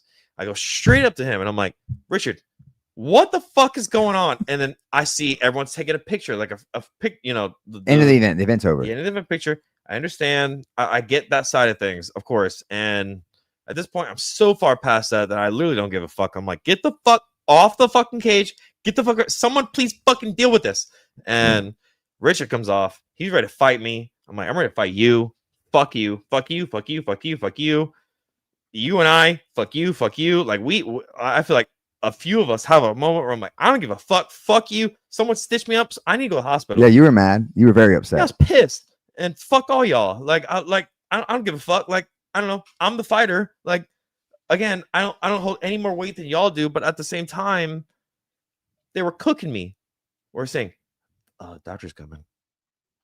Doctor's coming. 15 minutes. Doctor's coming. 25 minutes. Doctor's coming. I'm like, yo, I'm ready to see a doctor. And with the Latrell fight, I had a doctor. Boom, I was gone. We're in charge. We're in charge when you fought Latrell. We're not in charge with the state of Florida Boxing Commission. That was when I was amateur. This is when I'm a pro. I understand there's a difference. But it's not. You're not. It's regardless. Like, fighters should be taken care of.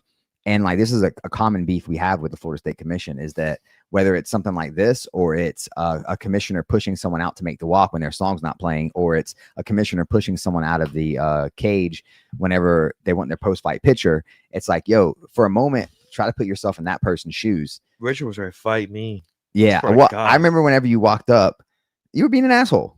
And by every right, you were very mad and you were very upset. I'm the fighter. Yeah. Y'all. You get to be upset and you get to be mad. And well, you guys get to watch the shit on the side, and when shit pops off, okay, well, I'm gonna be an asshole. So it's like, okay, like if I put you, Ramsey, to the ringer, you die in the back, and you come back out, you're gonna be an asshole. So if I'm not an asshole, I'm being a pussy to myself. So I'm looking out for myself. Whatever Trent's doing, whatever Julian's doing, whatever the fuck any of these other motherfuckers, I don't fucking care. Like, whatever. But I'm gonna say this though, is that whoever's in your corner, whoever is your coach for that night, I think Julian was out of town. Julian was not. Julian was gone. Yeah, he was, I think, USC. But whoever is in your corner and your coach that night, they should be your bitch boy. Yeah, they should be Trent, for doing sure. all your bidding. Yeah. If you've laid back there for 2 minutes and you haven't seen a doctor yet, he is walking up there and having the conversation and communicating. And I'm not pointing fingers at Trent. It's whoever the coach is. And he had 3 corners that night. So 3 guys. It was basically Trent and Rodney. Yeah. So well, Josh is there just 2 guys. Their only concern for the night is whoever they have fighting in the card that night. That's it. And that's why asking them, guys, what's going on? Hand to God, Trent. I can look Trent in the eyes. He never came to me that night. Well, until the very end. But Trent and I have worked it out. Yeah, that's just, hey, bro, you gotta do this. I gotta do that. As a fighter to coach relationship, I've worked out with him. As a promoter to fighter relationship, you and I have not worked this out. So as we're here, as I know, whatever, I know that you guys will take care of me, but also when shit's hitting the fan, I have to handle shit how I'm handling shit, because I'm looking at everybody going, no one's fucking doing anything. I gotta step in here and do something. Well, so you're aware. I understand what it's like to be in your shoes, and I understand what it's like to have someone not take care of you. We're gonna fight. Richard has had a fight. He's had a couple, but I get it. I get it full-heartedly. So I don't get offended when people are being assholes or they're upset or they're mad. Now, whenever Trent came to me and tried to tell me it was my fault and tried to start talking shit to me, I was like, buddy, you and I haven't talked. Well, how'd that happen? What do you say? During the whole I don't know. Tell the fans. I'm telling you. They don't know. During the whole altercation between y'all and all that stuff, He looks at me and tries to tell me that I'm not taking care of you. And I'm like, well, hold on now. This is my first. What I was told is that you were going to the hospital, that you had to go to the hospital. Yeah. Now, whether you choose to go or not, and like you got to understand from my standpoint, what sounds very off is me being told you have to go to the hospital. You were told you had to go to the hospital. Why are you waiting to get stitches at the event? My question as well. It's weird, right? That's what I was told. Well, hold on, wait, because homeboy is going to give you stitches, and then you're going to go. It's no reason for that. But that you don't know this, right? I had no clue, and I don't know this because no one's told me other than the doctor saying you had to go to the hospital. And now at the end of the night, I have Trent. Actually, it was you and Richard getting at it, and I started getting involved. We're going to fight, and then me and Trent pulled off to the side, yes. and we had a conversation. And I told Trent, I told him the same thing I just now told you. If there's a problem, you need to come find me. Yeah. At the end of the day, I am at the very, very top of this. Yeah. So if someone's coming and telling you a message that you don't think is true, or hey, it's been an hour now, you're his coach. Come find me. Come have a conversation with me. I've never snubbed anybody. Yep. Even Latrell White, who we've had plenty of. When I almost put hands on, I swear to God, though. What's that? Not quite to the same me Richard did, but I felt like Rich and I were going to hands, and then I seen you and I are about to go to hands. And I'm like, I almost got to the point where I was like, I'm gonna fight whoever, but my base is fucked up. Like, hey, could we just fix this and fucking get me the fuck out of here? Like, well, it doesn't make you feel better or any different, but like, I never felt that way that night with exactly. You. Yeah, same. Never at all. Yes, but I agree. Moving forward again, like learning roles, and I know Trent hasn't been he's a coach for sure for a long time, but how many guys have he cornered and worked with the state commission on? Yeah, I agree. Knowing the ins and outs of things, not so much. But it's like, this same thing goes whenever a fighter's getting his ass beat and the coach is like, the ref should have stopped that sooner. You're his coach. Stop it. Yeah. Throw the towel in. What are you talking about? Like, that's the job's coach, is your safety. Yeah. That should be on fight night. The number one concern should be winning, fighter safety. Yeah. Winning and fighter safety. Communicating for you. Fighters are wheelbarrows. So the coach can only pick them up and go where they need to go and put them back down. Yes. And if something's wrong with that wheelbarrow, guess what? The coach has got to go get the part, come back and fix it. Yes. With that being said, I don't like it when anything doesn't go right at one of my events, whether it's directly my fault or not, or it's sure, it's one of your events. It's one of my events, exactly. Whether it's something that my team caused or didn't cause, and that's kind of an issue with having to run shows under the state organization. They do a bang up job. I like our commission better than almost any other commission in the state. The rules and regulations that we have here in Florida, I think, put the fighters first. There's some states that are way worse to have to do an event in or have to work with. I've worked with fighters all over the place. I've worked with fighters in Canada where they don't even get health insurance. Ramsey, what do you think? This was totally outside of my purview in terms of this occurring at the event. So, yeah, I didn't even know this was happening. Okay. All right. I'm going to take another piss real quick. Please tell me what you think, Ramsey. Well, come right back. You had to be somewhat aware of this. Remember in Orlando, Kissimmee event, he fought Hunter. At the very end of the night, it was a night that we had the jerseys. Mm-hmm. We were getting a group photo at the very end, and he walked up like screaming, yelling, and cussing. And we were trying to get Richard. Richard was the last person that needed to get in the cage, and he was just doing something. And then as he was running to get in the cage, him and Jeremy's paths crossed. And Jeremy was like fucking like pointing and going in on Richard. And then Richard went back in on Jeremy, and they were getting into it like right outside of the cage. I have no recollection of this. That's hilarious. But yeah, I guess if you don't have a recollection of it, it's hard to have an opinion about it. Yeah. It sucks. Yeah, no, you never want a fighter not to be taken care of, regardless, even if it's not on your watch or if it's not someone that's with you. But the series of events was awkward because it's like, if you're going to the hospital, why do you need to wait on anyone to give you a stitch? And why is the doctor telling you that? Why isn't the doctor that's saying that just stitching you? Yeah. Which makes me wonder if it's even the doctor that's doing it and it's not a commissioner. Fortunately, they have a bathroom very close to here. I can go ahead. Right around the corner. Yeah, but I if we can sanction it, I would love to have one with Richard Cox. We have a nice Muay Thai bout with elbows and knees involved. Open weight. Of course, open weight. He's not coming down to.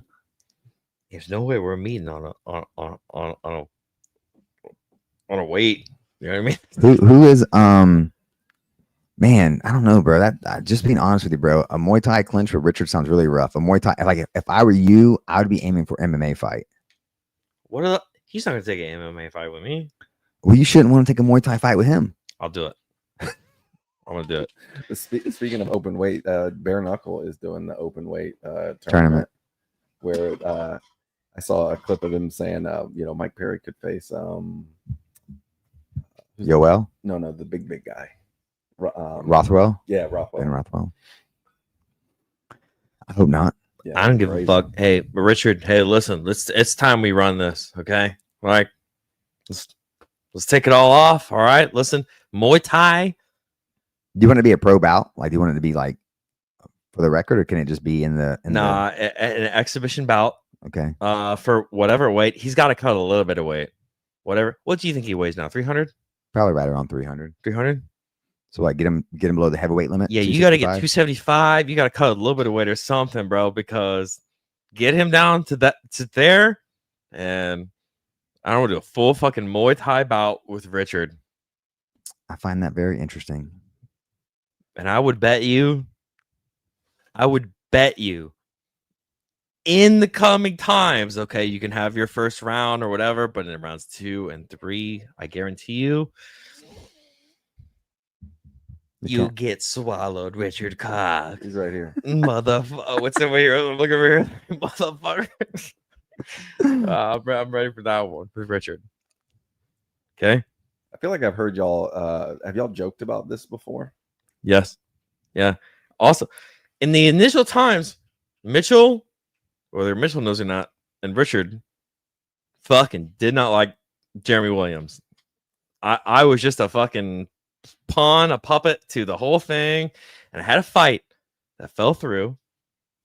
Whoever this guy was, it was Tyler Martin, actually, now that I think of it. Out of Vince's. Well, he was out of Vince's. Now he's with Billy. This fucking guy, I've never I've seen him here and there.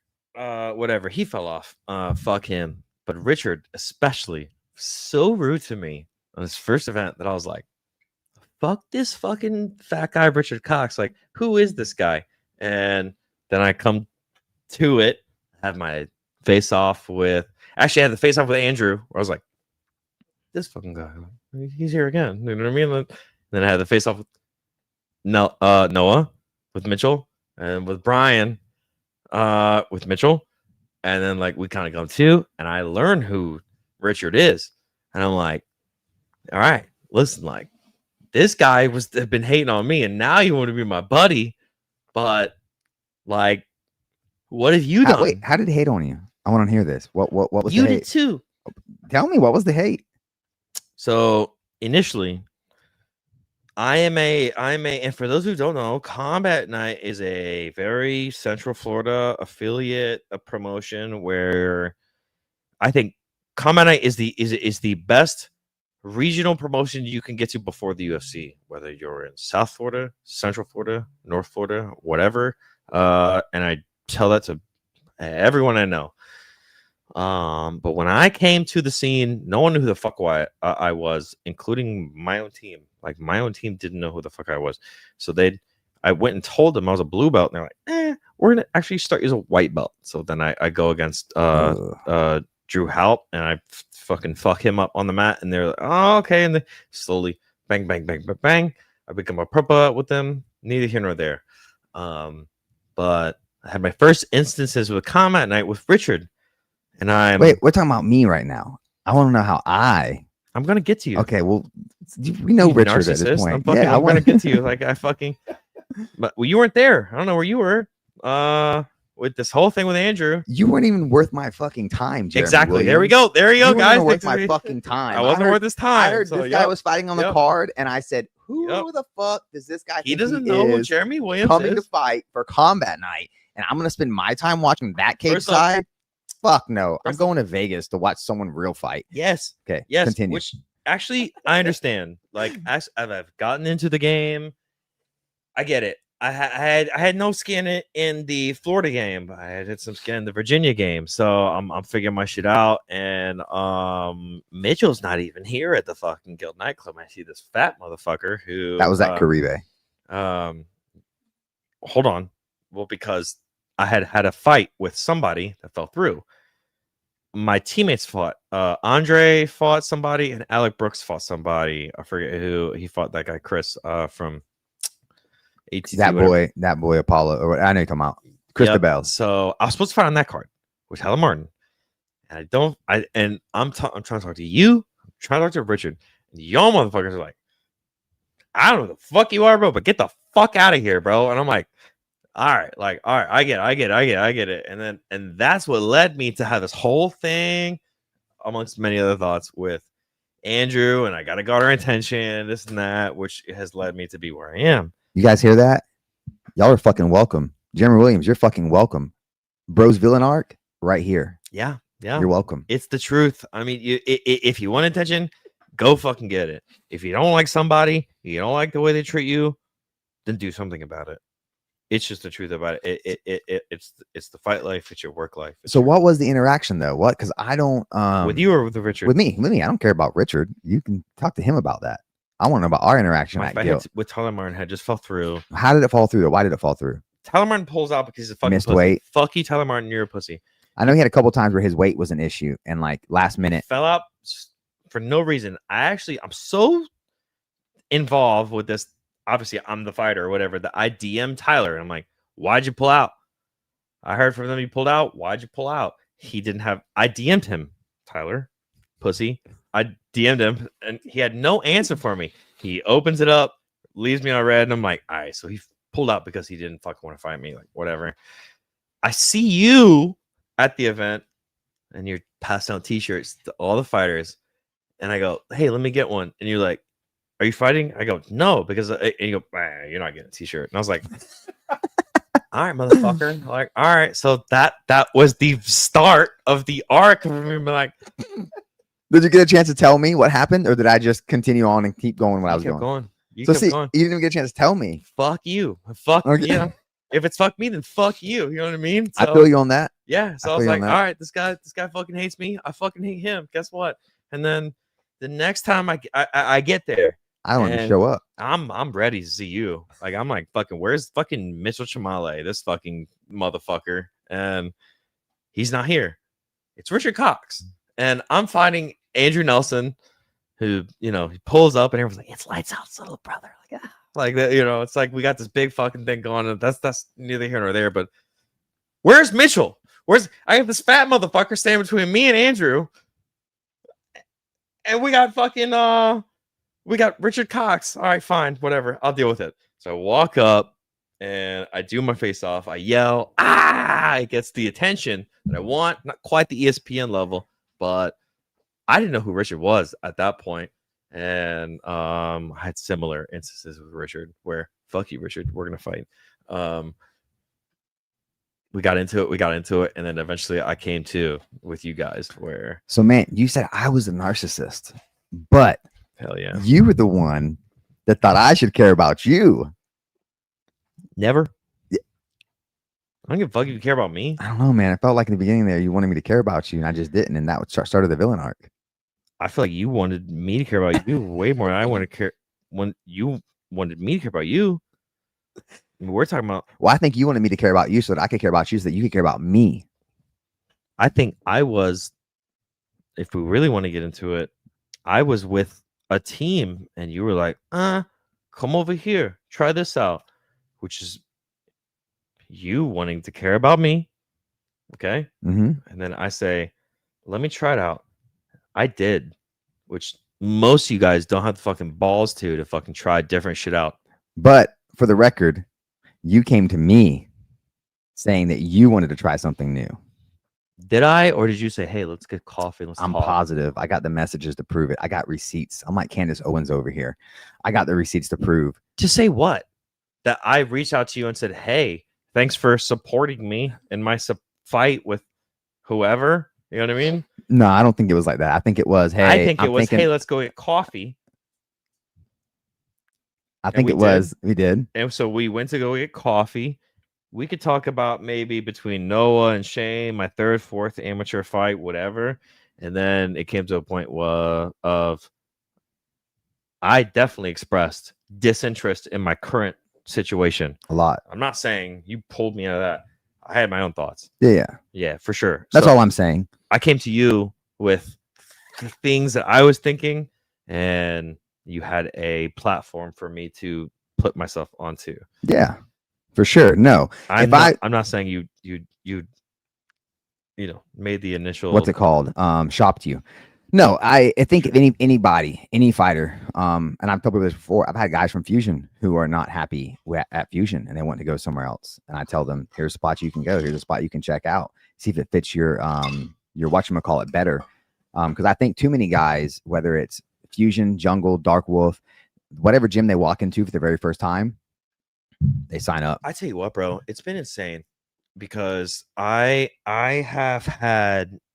switched over to Fusion, to Orlando City Muay Thai, and then I switched over to Fusion.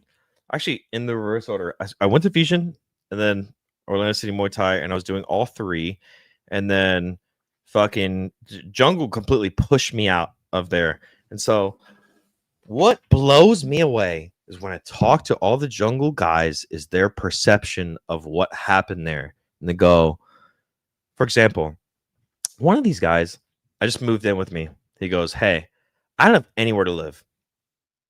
Do you know anyone that I could live with?" And I go, sure. I have an extra bedroom. You can come live with me. And no one else is anywhere for him to live. So he comes live with me. And we're chit-chatting this and that. And we talk about the whole Jungle Fusion beef thing. And he goes, "Why did you, the thing with me and all the other Jungle guys is that, why did you pick Drew to fight? Like when shit hit the fan, because you could beat him." And I go, "I did not pick Drew to fight, whatever. I had beef with Drew." And as I kind of talk to some of these guys and this and that, there becomes this perception of like, no, you left Jungle to go to Fusion, train with Julian, and then now you want to beat someone who you feel like you could beat, and you just want to get that leg up on us. Like, and I am so aloof to this whole thing because I go, all of you guys were my friend. I loved all you guys. And now that I moved on, you say, I picked this one guy. I had beef with this guy. So I called him out. But now we are with this whole thing where I don't know where it goes with Jungle and Fusion and this and that. But I was Jungle. I am now Fusion. We all had one fight where they actually cornered together. They had Julian and Mike cornered together. It was incredible. It was fucking awesome. No one has ever done that before. Yeah, no, it was the first time that I've seen it, at least. It's weird. Gyms are weird in general, and not just the Jungle, not just Fusion, not just anyone you can name, right? They're weird because it's supposed to be family, right? That's the guys that everyone puts a gym under, is that it's family. Yep. But it's only family as long as you are bowing into our mats. Yep. And I've seen this play out 100 times over. And I mean, from as far back as whenever I was training, I remember I had issues as well, where when I left the main gym I was training at, because I realized we weren't getting the training we needed. I needed better training early on in my career. 1-0 pro athlete. I'm realizing this. I got so much shit from the dudes that I'd go out with and party with on the weekends and hang out with, and I considered my brothers, were all giving me shit for going to make myself better. They're gone. To make myself better. I'm doing what I think as a man is to make myself better. And I tell all the fighters this, I think I even told you this before, is that, hey, whenever you're 60, 70 years old and you're telling your grandkids a story of Jeremy Williams' life, are you going to look at your kids and say, I could have, but my head coach at the gym I was at, I could have, but Billy Bob, my teammate, didn't want me to leave. Yep. Or are you going to say, I wrote this fucking story for better or worse? I signed this bitch. This is my story. This is my memoir. And I love that. I truly do. And I say that to the other guys who have no idea of the grand spectrum that's going on. So they come to me and I'll give you a great example. I was going to watch my teammate Canyon fight Ian at the beach gym. It's a good fight. I want to see it ran back too. Insane fight. Yeah. Canyon's a fucking beast. Ian's a beast. Like, I love both those guys. Like, seriously. A bunch of Jungle guys fighting that night. Seven fought that. He knocked out that one random guy. You just highlighted it. I love that knockout. Yeah, Seven savage, absolute savage. And I go into that night, and I go and hang out with these guys, and I go like, these are my boys still. So first of all, when I left Jungle, I texted all my guys, Seven, Kenny, Christian, like all these guys, and I'm like, hey, listen, this has nothing to do with you. I'm switching teams, but I love you. I specifically say I love you, which is the truth. And da da da, this and that, what happens? And I kind of left that because I go like, they know. So I show up to the fucking venue that night. Canyon's fighting Ian, this and that, and there's I don't know, maybe some beef with this and that. There's a jungle Orlando City Muay Thai fight between Michael Cera and Eric. First fight of the night. Yep. And Asian Spanish guy, maybe. Who was he fighting? Eric Garcia was fighting like an Asian. Eric Spanish. Garcia is fighting Michael Sierra, Okay. who's a jungle guy who's been training for like 4 or 5 years or whatever, and it went Eric's way, whatever. I didn't think shit about it. Like I'm just like, I'm here to see the fights. Whatever happens, happens. I understand. There's a favorite. Sometimes the favorite loses. Like, I don't know. And I walk into the lobby and look at my little brother is trying to get in. I'm like, yo, like, like, come on, get in. And in between us is Kenny Augusto. And Kenny's staying there. And he's like, yo, he thinks I'm looking at him. So I look down at him. I'm like, yo, what up? And we come to terms and start talking to each other. And he gets to a point where he's like, what the fuck's going on with you, dude? Like, you have fallen off. Like, you have completely, like, I don't know who you are anymore. Like, all this stuff that's going on, like, do you need help? And I'm like, what are you talking about, dog? And I'm like, I'm doing good. And back and forth. It gets to a point where I'm like, are we about to fight right here in the lobby?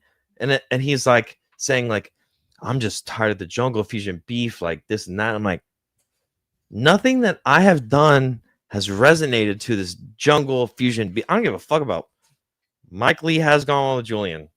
That's completely aside from, from whatever's going on with us. And I swear to God, he's ready to fight me in the lobby. And I'm like, dog, I thought you and I were friends.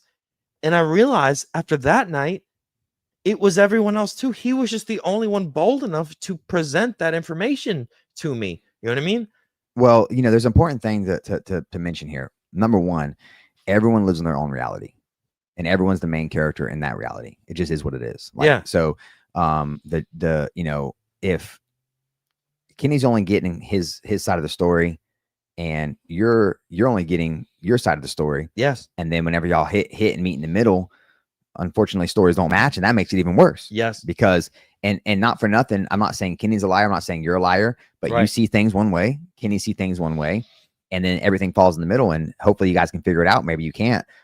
It's hard to be that person, and I find myself having to be that person often that can put themselves in other people's shoes, because that's really the only way to avoid any major conflict, is to be able to empathize and kind of understand where they're coming from. Even if you don't agree with them, even if you think they're batshit crazy or they're being a dick, I can see where you're coming from in this moment, and it is what it is. Like, whatever. I've seen that happen with you a few times, actually, with who was it, with the fusion guy who fought I want to say it was Huanqui.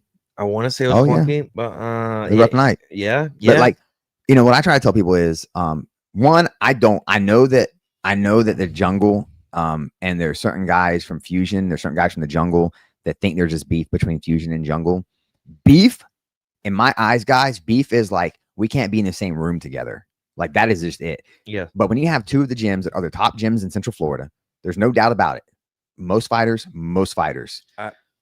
they're gonna have to, if we want to get to the next level as a community in state of Florida, they're gonna have to fight each other. But they don't see it that way. And I understand they might not see it that way, but this is what has to happen. This is how Jacksonville, Florida, when people say, okay, Combat Nights has sent a half a dozen guys to the UFC, they all came out of, for the most part, Jacksonville, Florida, which is smaller than Orlando. Uh-huh. Ramon Tavares and Stephen Koslow fought each other. Yeah, best friends. Stupid. I love that. Ramon's debut, Koslow's second fight. Yep. Fought each other. Look where they're both at now. Yep. Amateurs don't matter, and to that extent, like, it should be about getting experience and finding the toughest possible guys that you can. Yep. There's no beef here, though. Like, that's what I want to say is, like, there's no beef. And I'll even say, and I'm sure before you came over to Fusion, you would say, Mitchell takes care of fusion fighters. Mitchell looks out for fusion fighters. Uh-huh. Here's the fact of the matter. Plenty of that. Here's the fact of the matter. Fusion will fight anybody. They will. They'll line them up. They don't care. They ask for tough fights. And if you look, I mean, it's so funny. I just had a coach recently like try to tell me that I only care about guys that push the needles and they're entertaining and fusion people. And I was like, it's weird because the guy you're talking about right now is like, he's like damn near undefeated with us. And all his fights came from me. And he's on a 3-fight win streak against fusion. Do you think I have an opinion about every fight that gets made, whether it's you and Hunter, whether it's, some Canyon and Ian. I have an opinion about every single fight that gets made. I'm a fight fan as well. I'm not just a promoter. I'm not one of these ignorant guys that's never fought, doesn't do any martial arts, doesn't stay in the gym, doesn't train. I am as entrenched in this sport as anybody out there. I will put my experience and what I do on a daily basis against any other promoter, matchmaker, even fighters in the game when it comes to my knowledge. Yep. So I have opinions about these fights, and It doesn't matter. it doesn't matter because you're fighting. At the end of the day, two men are getting in the cage and they're fighting each other. It doesn't matter if they're representing Fusion, Jungle, Dark Wolf, Kaizen, Gracie Tampa, whatever it is. They're going to fight, and that's going to find out who's going to win, right? What I want is a good, fair fight. I want a close fight. But what a lot of these guys don't realize is that, like one of my good Jungle teammates, old teammates who I'm good friends with, tells me is like, oh, I've messaged Phil Rowe and told him like, I'm so proud of the stuff you've done for the Orlando scene, and I go, well, that's the whole vision. Who cares of who you fight here? I fought three of my current teammates. Yeah. And you think that wasn't hard for me to switch from my one team to my other regional team? I switched from Jungle to Fusion.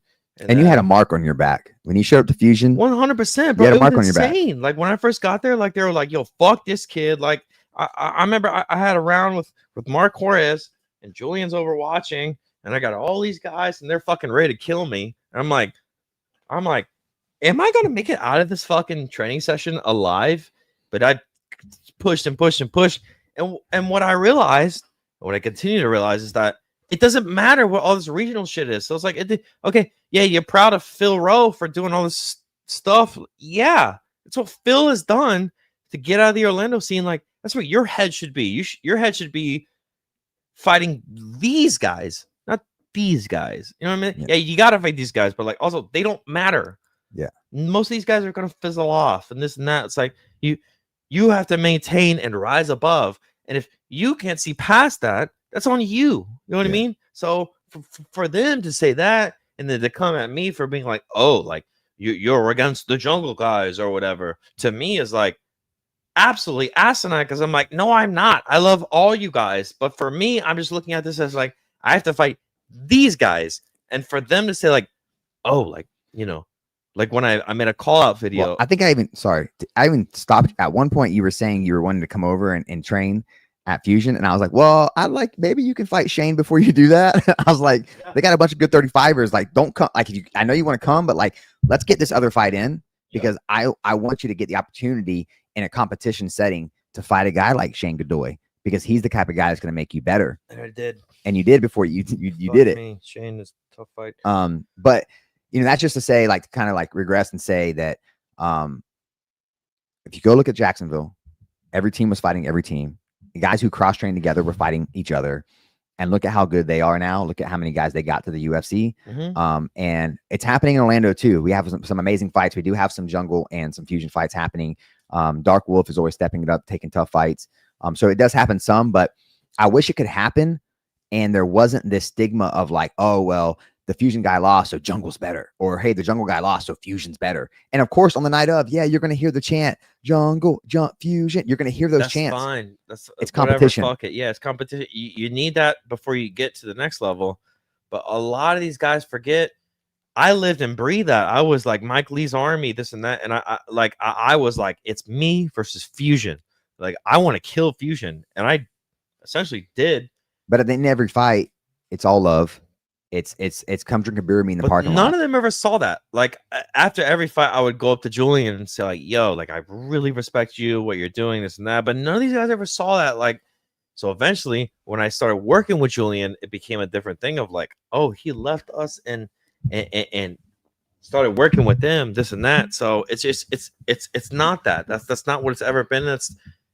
I want to say too, though, is that like, because like I know clearly right now we're talking your story, and your story is this. That's what it is. It's the jungle to the fusion. It's Leonard City Muay Thai. It's all these things. Yeah. But yo, this is rampant in the sport in general. Like I said earlier about, it's like, hey, your family, as long as you're bowing into our mats, and you're not when you leave. I've seen this from guys that left fusion. I've seen this from guys that left Dark Wolf. I've seen this from guys that have left the jungle. I've seen this from guys that have left ATT Orlando. You name it.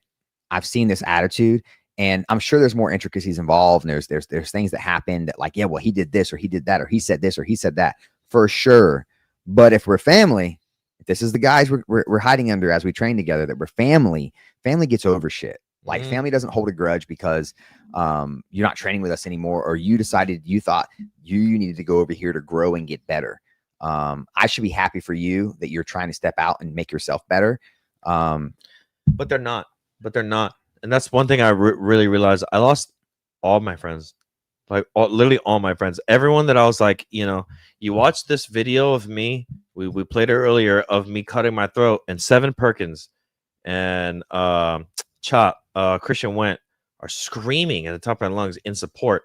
And nowadays they go, well, fuck you. And I'm going, why? Like nothing changed for me. And they go, well, you switched teams. In the last combat at event, I go up to Luke Paste and he goes, like we're friends, but you switched teams. Honest, like you switched teams. And I never thought differently of you, Luke Paste. But I'm doing what's best for me, and for them, all of them, to do this and to make it personal for me goes. And I don't even go, I'm gonna make it personal back. Like I'm gonna get back to you. Like I don't care. Like guys, I'm just continuing to do what's best for me. And for you to not be able to understand that is frustrating, but also I had to forget about that. Ramsey, what do you guys say? I think we're kind of like the hub for all of this activity, because we're the central point where all of these teams kind of come together. And even as we're like building out our crew and stuff like that, it's like, we have guys from different gyms that come and work with us on, Combat Night crew. And we say fuck all other promotions, but as far as it goes with guys that come in, I don't ever see any evidence of this in Miles, for example. Like he doesn't, Black Santa doesn't not show love to somebody because they're from Fusion or because they're from someplace that might have. Initially though, he did. Initially, his ring announcements, he would announce Latrell and be like, Latrell, why? And he'd be like, and Jeremy inevitable. And he would get into it. And I was like, hey, come here. You both. When you go into this, you're going to pretend like you just trained with Latrell last night and he's your best friend. Yep. And you have to have this mindset going into that. And that's the thing that we breed and we preach. I even tell his nephew, I love Nick. He's a trip, but he gets so hyped for jungle. His nephew, he works the cage door. It's Miles' nephew. You'd probably know him if you saw him. Young kid. He's like 16. Okay. But he'll be cheering and going nuts by the cage. I'm like, hey man, you can't do that. Like we got to be as neutral as possible. We can cheer a good moment, a great fight, but you can't be jumping him down yelling jungle in the corner. Just like a fusion guy couldn't be jumping him down yelling fusion. And naturally, I give everyone shit. Yo, if you train at the jungle, I'm gonna talk shit. I'm gonna fuck with you about training at the jungle. If you train at Fusion, I'm gonna talk shit about you training at Fusion. I am universal. Dude, but that's what a lot of you guys don't get. So I switched teams, so I saw firsthand. I was jungle, the whole thing. Okay, it's jungle versus Fusion. I switched over to Fusion, and I didn't realize how much Julian even talks shit to his own guys. It was almost embarrassing. Like I was getting red in the face. Where some days where I'd be training with Noah or Shane, where he'd be like, yo, this motherfucker fucked you up, like whatever, like you're just gonna let that happen, like in this room. I'm like, I'm kind of looking like, is this normal? Whatever, but like that's the setting that like I will say that Julian presents to the Fusion room. Like it's not what I ever thought it would be switching over. Like Julian talks shit to them because it's a weight that's on them. It's not a weight that's on the teams. You know what I mean? Yes. And if it is, great, cool, whatever. Julian and Mike can fucking figure that out for themselves. But also, for what Julian was talking shit about was what was against me and Shane, for example. And he presented that in the room while we were together. And I'm like, oh, okay. Yeah. We got any comments we should address, you think? Said someone get Richard in on the Zoom. You get him in here. Get him in here, bro. And I'll say, man, like again, I know I keep saying this is not just an exclusive thing to your situation. I got kicked out of my home gym. I was a brown belt, and I had like I was with Bruno Maffasini originally, and I left Alliance. There was a horrible falling out, and it was just like that. He kicked out Jim Allers, who's like my best friend. They did a lot. They did a lot of shady shit at OBJJ. To my friends, and I was still there, and everyone else just went and started Tough as Nails MMA, and I'm trying to do the right thing. Like, I like Bruno, but then he starts like kind of like, you can't cross train with them. I'm like, well, they're like my best friends. I'm gonna cross train. You're not gonna stop me from cross training. This is America. I can buy a Whopper and a Big Mac on the same day, and you can't say shit about it because this is America. And so I'm in between gyms. I end up leaving Alliance finally, or OBJJ, and I'm a brown belt, and I've been a brown belt for like a year and a half, 2 years. And there's 3 guys that I'd say, like, I'm okay with getting my black belts from these 3 people. One of them, I hadn't even thought of like the gym I was at. It was more of a club, like a bunch of us that just kind of got kicked out, started a gym together, training. We're all high level, brown, black, whatever. And for me, it was like, okay, Roberto Cotera up in Jacksonville was my first MMA coach. A lot of people don't know that. He runs Gracie Baja Jacksonville, Corey Taylor, training Stephen Costello now, and Shelby, and a lot of guys. Anyways, Preston Parsons. If he gives me my black belt, I'm going to accept it. My second one is Daniel Valverde. He's a black belt at MMA Masters. I've done a lot of training with him. I respect him a lot. If he says I'm getting my black belt, I'm taking my black belt. My third one, Felipe Neto, Alliance Jiu-Jitsu black belt in Tallahassee. I started my journey in gi Jiu-Jitsu with him. Cool. So I'm down south, and Daniel Valverde pulls Jim Aylers to the side and is like, hey, we're going to give him his black belt today. I don't know this. We're lining up. I was rolling with a guy that was a black belt, and I submitted him in front of Daniel, and Daniel was like, holy shit, that was beautiful, blah, blah, blah, blah, blah. He's like, I'm gonna get a roll with you. So me and Daniel roll, and he tells Jim on the side and give me my black belt. I was like, all right, cool. Well, I didn't know this. He calls me, hey, Mitchell, and starts saying all this like kind stuff about me or whatever. And I'm like, oh my God, he's about to promote me. And I was like, oh, this is dope. Like, this is cool. And I get my black belt. And I was like, man, this is like, I've worked so hard for this. This is like years of my life now, right?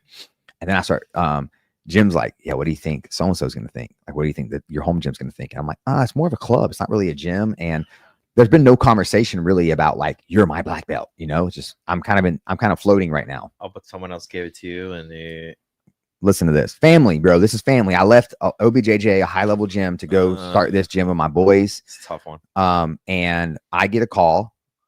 So I call him, hey, I got my black belt today, blah, blah, blah, blah, blah, blah, blah. And they're like, oh, how do you feel about that? And I was like, well, I mean, he's a high-level 3rd-degree black belt, and I've done a lot of training with him. I've submitted black belts to competition. Like, I don't know. I don't really feel like I'm ready, but whatever. He's like, okay, cool. I get a call back. Hey, you can't train with us anymore. I can't train. Oh, all right. He's like, yeah, man, just, da, da, da, da, da, da. And I was like, all right, cool. And I was like, so we're boys, but like, I'm not welcome at the gym anymore. Got it. Yep. And then he talked to somebody about what happened, and he was like, whoa. He's like, you kicked him out of the gym? He was like, well, I thought we were family. He's like, I don't think you do that to family, man. Yep. Calls me back and apologizes. Hey, had a conversation. I fucked up. My eyes were open. I shouldn't have spoke so soon. Please, I want you back. Blah, blah, blah, blah, blah. I'm like, all right, cool, whatever. It didn't bother me either way. I was like, all right, cool. I'll see you on Monday. I'll be there. But it's when I say family, I look to this man, these people, as like, if something ever happens to me, Brandy's protected. Sure. My kids are protected. Yeah. You could call them, talk to them. So to get that call and be told like, you can't train with us anymore because of a fucking piece of cloth that I was given by somebody else. Yep. I didn't go ask for it.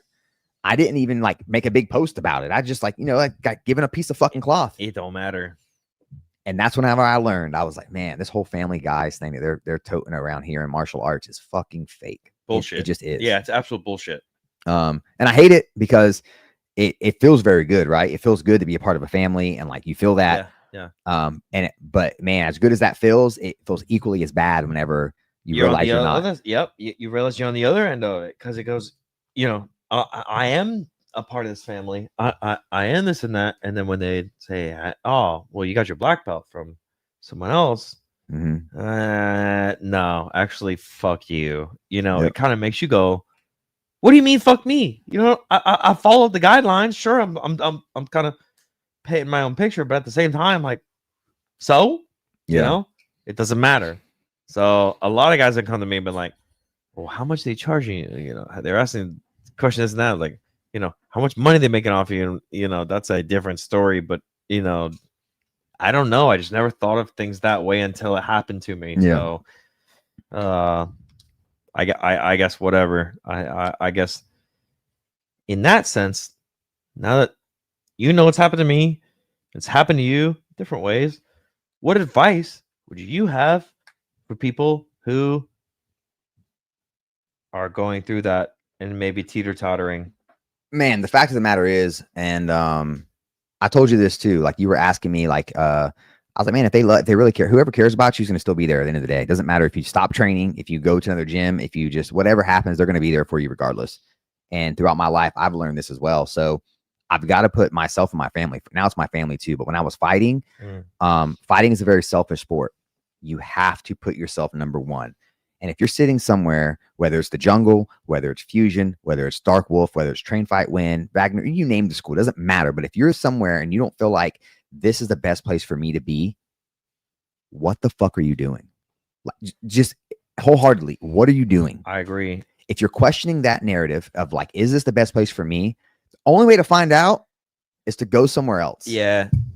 That's it. I think the truth is, a lot of guys, I've had so many guys who, whether they want to admit it or not, so many guys come to me and go, I've always wanted to try it, but I don't know, I'm scared they're gonna reject me or whatever. Like, if you have that little inkling of a feeling of like, I want to try, for example, Fusion, I'm just saying examples, I'm not saying whatever, I want to try it, but I don't know, like, you know, my current coach is gonna be mad at me, whatever. Like, if you have that inkling feeling. And I will say, you were the first one to say this to me, but I say this to other people now because it hit so hard with me that I was like, all right, like I really agree with that. Was I just went out with my boy Josh Barron the other night, and he was in a separate situation where he's struggling with something, and I spoke the same example, just the way you spoke it to me. The way it hit to me was, bro, when you're 85, when you're 90 years old, is this gonna fucking matter? When you look back, like, maybe you'd rather look back and say, at least I tried. At least I did what I wanted to do, you know? Instead, a lot of these guys are stuck in this bullshit of like, I'm going to stay here because this guy, he may control something, or he may be upset about the way. Who cares? Is this guy paying your bills? Is this guy, you know, odds are you're paying this guy's bills. You know, it's like, maybe just think about your shoes. How am I going to feel looking back on this moment? Did I really try doing what was best for me, or did I just do what I felt like was best for the wave? Well, you know what's crazy too, man, is that people go to gyms and they sign up to the first gym they walk into. Probably 9.9 times out of 10, people sign up to the first gym they walk into. Yeah. I don't know if anything else people do this in their life. Cars. Do you buy the first car you sit your ass in? Right. Do you marry the first woman you stick your in? Yep. And you're literally signing up for something, especially exactly it. If you're pursuing a career in fighting, you want to be a fighter, and that's your goal. I want to be in the UFC one day. Mm-hmm. You're going to sign up at the first gym you walk into. That's kind of crazy to me. Like, you don't know about any other gyms in the area. And I say this because I know guys that went and signed up at Title Boxing thinking that was going to get them ready for a fight. And they're 9 months in, and they're like, oh man, we're still hitting these same combos on the bag. And it's like, yeah, you should have tried fucking 6 gyms. Try some other shit. Like, try some other shit. If you don't like this pussy, try that one. You know what I mean? Like, if you don't like this truck, try that one. You know what I mean? Like, maybe take a test drive. You know what I mean? Like, you're not getting married to it. Try something different, you know? Yeah, but and a lot of these guys don't like hearing that. They hate hearing that. This whole thing I had with Kenny in the lobby, this motherfucker was ready to fight me over this. And I was like, have you ever tried anything else? I went and trained under Paul Rodriguez. I went and trained under Julian Williams. I went and trained under all these other guys. At least I can garner my own opinion. Can you say that for yourself? And that's the thing that drove me to that point. It was like, same shit you're saying, like, the woman you're going to marry, the car you're going to buy, the career you're going to take. Like, okay, maybe I placed my resume over here, but like, is this the job I want, it's like the same shit. It's like, this is your life. Maybe you should take accountability and control of it. But a lot of these guys don't want to take control because they feel like, okay, this is coming to me. This is an opportunity for me. I'm just going to take it because this is what's here. And this is what I'll do for the rest of my life because that's what's easy to me, Yeah. Well, I mean, bro, I think that's what most people do, man. I mean, Ramsey, he did something amazing to me. He was working for the government 9 to 5. Like he was you can tell the stories. Are we gonna elaborate on that? Wait, yeah. I was thinking the same thing. It's I was working for the state for like 15, 16 years. And there came a point where I felt like, I think, this isn't very fulfilling to me. And maybe I've done as much as I can do here. So maybe I need to, start working on something else. And so I kind of pursued like going back to school and trying to find other interests and things that I'm good at. And that's kind of what led me down the path of like trying to photography. And my brother was taking a fight with Combat Night. And so I came out to an event. Who's that? My brother, Isaac White. He fought amateur stud 12, 13, 14. Okay. Yep. So I just started pursuing a new interest and I was like, man, this really gets my gears going. And so I just kept going to it, kept putting into it. And I started to have a longer vision for how can I make this something that I get to do all the time? And part of that was leaving the state job and trying something totally new, which was getting into like health field and, helping a guy open a CrossFit gym, which was not necessarily in the same direction as, working for Combat Night, but it was certainly was like breaking the routine of like, I'm not just going to settle for this one thing just because I'm comfortable. Yeah. Facts. That was, and then another step was breaking off from that again to say like, you know what, this is not quite hitting the way that I want. It's not quite going the right direction that I want. And so I'm going to move to Orlando and pursue Combat Night even harder. So, that's been the course over the last. You got pretty balls deep in it. Yeah, I'd say. Yeah, but he's giving he's giving the bird's eye, right? But like, motherfucker got 4 kids. He did a career change and failed at one of them with 4 kids. That's not easy. That's not easy. It's actually absolutely scary. Yeah. At what age are we talking? 33, 34 probably. Whenever I left the state, I was 38. Yeah. And when did the white happen? That's just been gradual. I have 4 kids, so it's been salt and pepper for a long time, but probably in the last 2 or 3 Damn it, years, Raina. Since I've been with Combat Night, like full time, it went full white. Yeah, dealing with me on a daily basis will do that to you. You're an anomaly because you have a young face, but you have a white beard. So it's like, how old is this guy? It's gonna be one of those things. I'm 46 now. I would have guessed 39, maybe. Yeah, bless there you. You go. Yeah.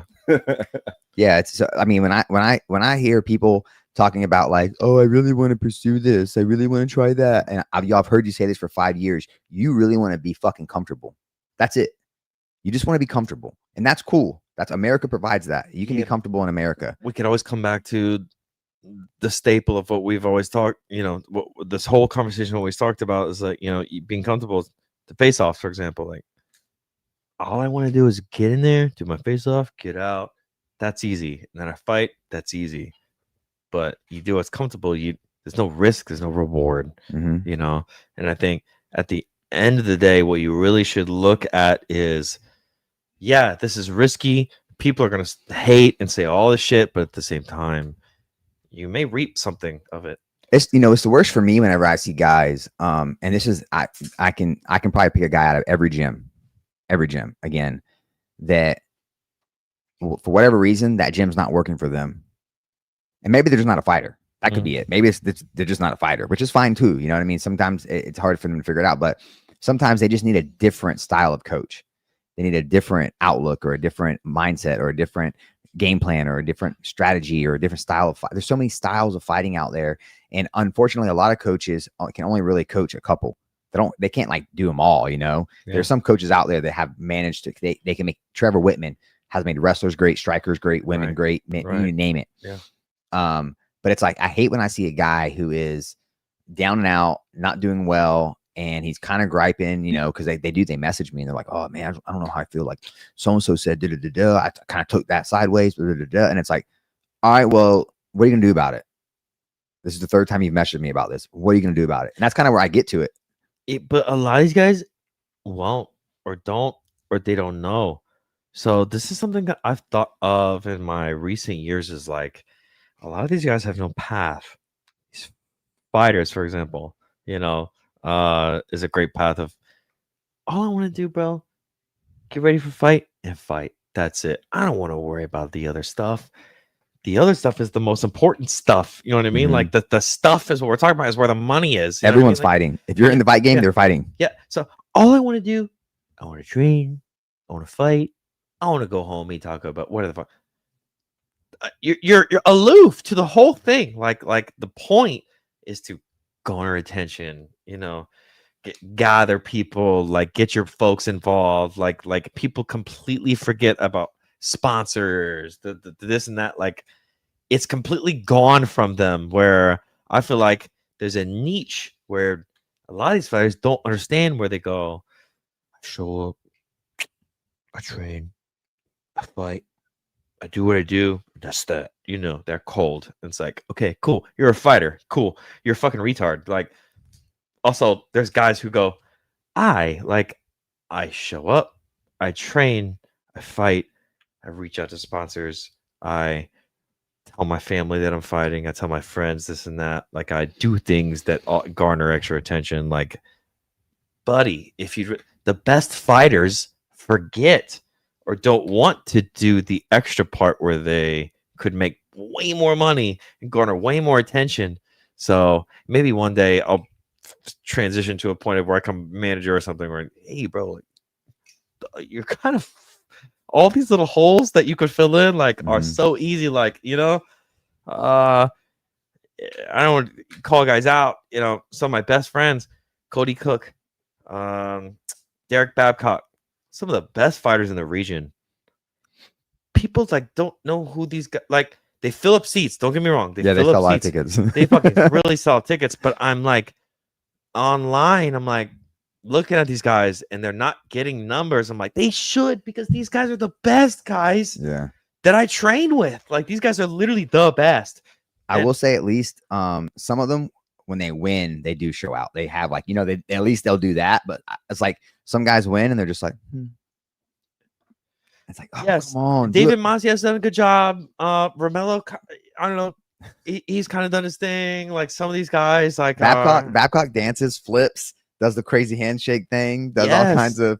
Babcock should almost. He's almost at UFC level. Yeah, he's right there. He's literally almost at UFC level. I talked to him about it. He's talent wise, I'm not quite there, but whatever. I'm bro, fight wise, you're winning, finishing. Winning. All the other stuff, he says to me, I'm you're on the other end of that. You're doing that part, but you're not winning. I'm yes, but so if maybe we can come to some sort of middle ground. And there are plenty of fighters I feel that are in that stage. One, for example, that I have is Monkey Jiu-Jitsu. Christian Lawson. Yes, Angel Mercado. What is he? 9-1, 9-2, some shit. So some of these guys are doing the shit, but not getting noticed. Yeah. And I'm the other end is a holder pocket of this, so you're not even touching that. If you were doing this, I guarantee you'd be in the conversation before. Do you know who Kyle O'Hare is? Yeah, the young kid. Look at that, guys. Just for reference, Kyle O'Hare is 3-0, an amateur fighter. Yes, out of Ohio. Jeremy Williams knows who he is. Yep, it's a big deal. It's if people know who you are, it's a big deal.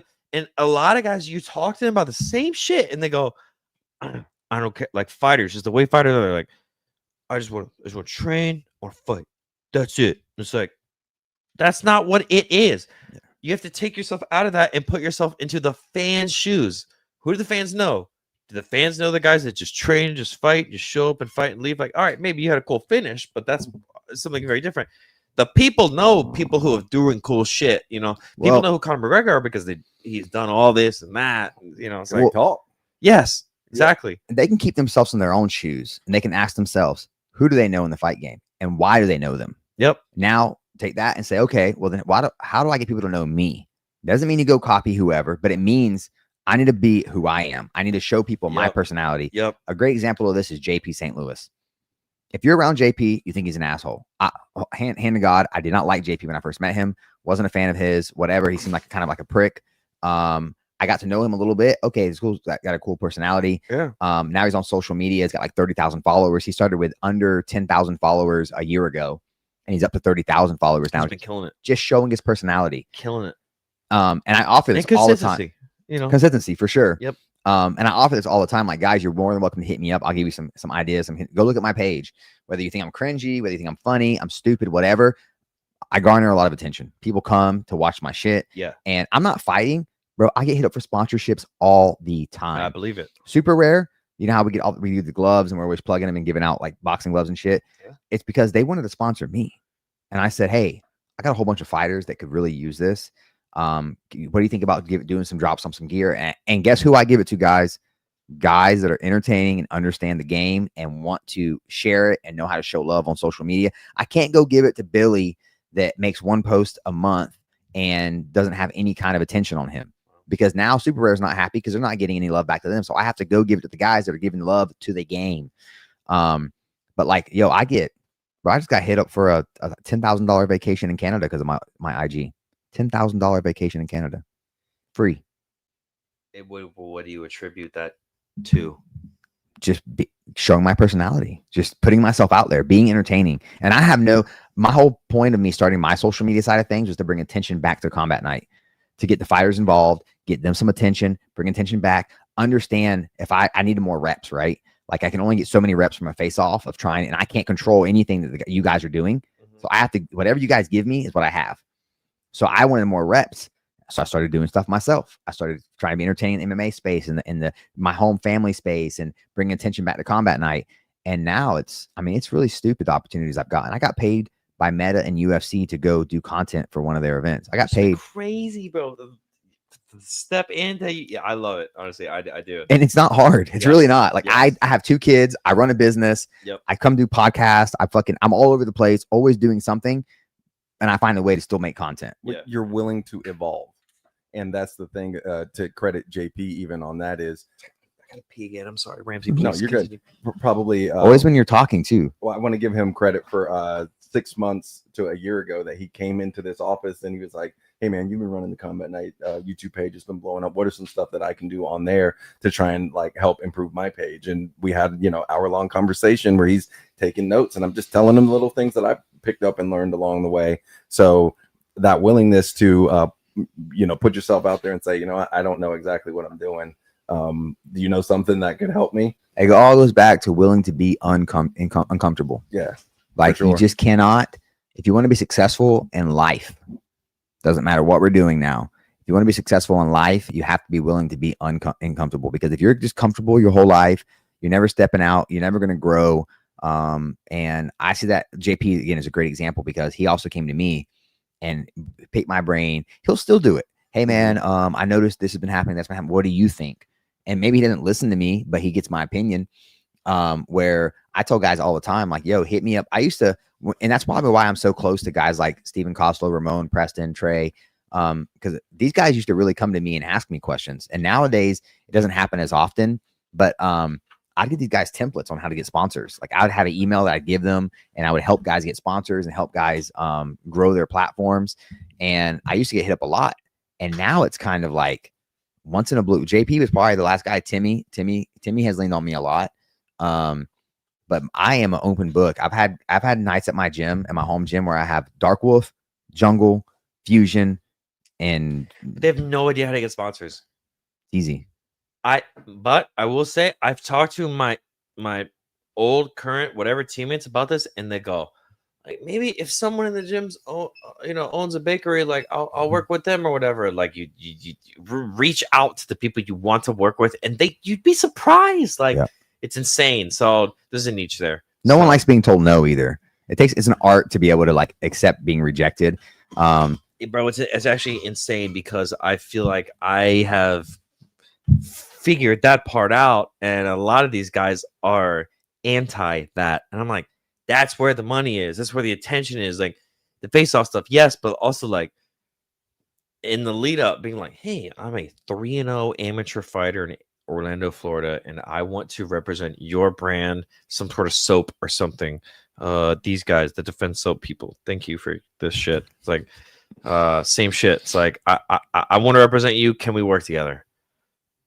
And I've sent guys templates of messages to say, and they don't want to say it. I'm like, why not? Why not? Like, that's the juice. That's the why we do this. You know, it's like there's only a couple of ways that you can like make it happen and be silent, and that is absolutely blowing people up. And I mean, in the cage, like if you're just like Alex Pereira didn't really say too much, but he was just annihilating people. That is an anomaly. Okay, but I see what you're saying. But all right, so there's guys who do things and they're very silent guys. But what I also feel is that there's guys who want this, but they don't want to say this. They don't want to reach out to sponsors because they're not confident of their own ability to win.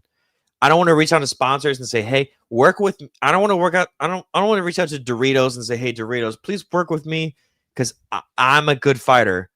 But I also feel like I can't win. Like on my first sponsorship with Doritos, I had this first fight. What if I lose? Like, fucking let go of it, bro. Like, fucking go out there and win. Like, and if you gain that sponsorship and then go out there and get a crazy knockout, like, guess what, bro? You boom, propel to the next level. And these guys go anti that. They work off the opposite end of that, where they go, all I want to do is show up to the gym and fight and do my thing. They want to fight in the dark. They want to fight with the lights off because they don't want people to really. I think the pressure's already there, like you said, from the fight. You got your moms there, your coworkers are there. Yeah. But then there's also fans are fickle. Yes. They'll love you one day and hate you the next day. How many times I've seen it's like people will go out of their way to post on your face off. Oh, this is cringe. How come guys are doing this? How come they don't just get in there and just worry about fighting? And it's like, well, you're here posting on this because you've seen it. That's exactly why they do it. Yes.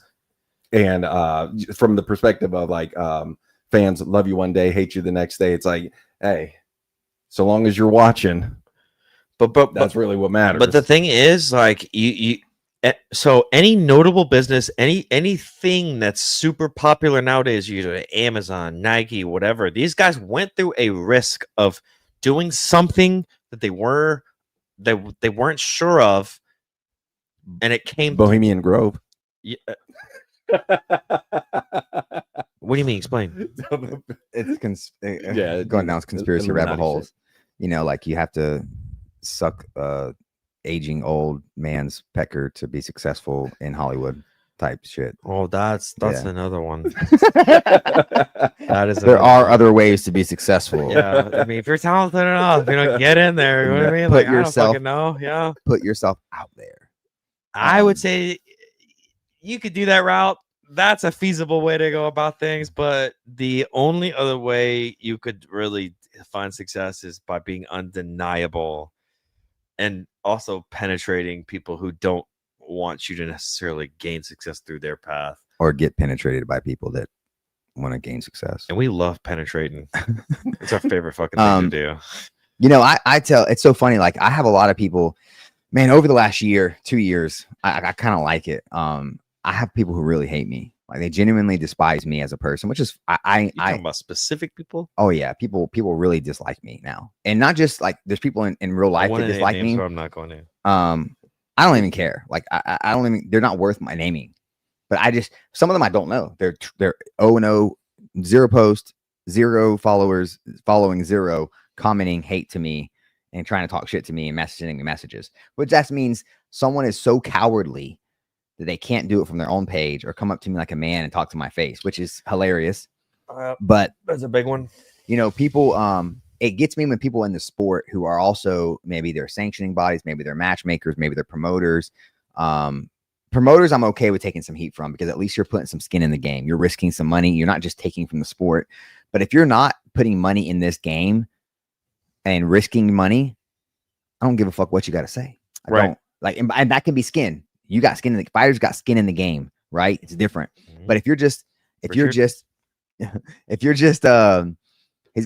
got fighters coaches. But if you got no skin in the game, you're not investing in your money, trying to make this shit happen. and you're talking shit about people that are, man, you ain't shit. You just not. I Well, don't care about I don't even care about your opinion. Like, you know for sure when you're looking at the haters comments, and there's a lot of haters comments, and you click on their Instagram profile, and it's like they got a negative follower to following ratio, and they're missing profile picture. Like, yeah, or they're private. it's your fault if you let yourself consume that. First of all, no matter what you do, there will be haters. Yeah. So it comes back to the old saying. It's like, you might as well do you. If you're not doing you and you're trying to appease people, then you're just in a wrong thought process altogether. So it's like, if you have a formula that you feel like it's kind of working for you, like, bro, what coming back to what I was talking about earlier, when I fought Andrew, my first amateur fight, I had so many people in the comments like, this fucking kid's a faggot, like whatever, like, whatever. And I'm like, okay, like, yeah, sure, I'm a faggot, but also I'm trying something different. I created a troll account just to say that about you. You goddamn right. Yeah, I'm sure there's 3 or 4 of them. He didn't even have no physique, fucking type shit. It's just the way it goes, brother.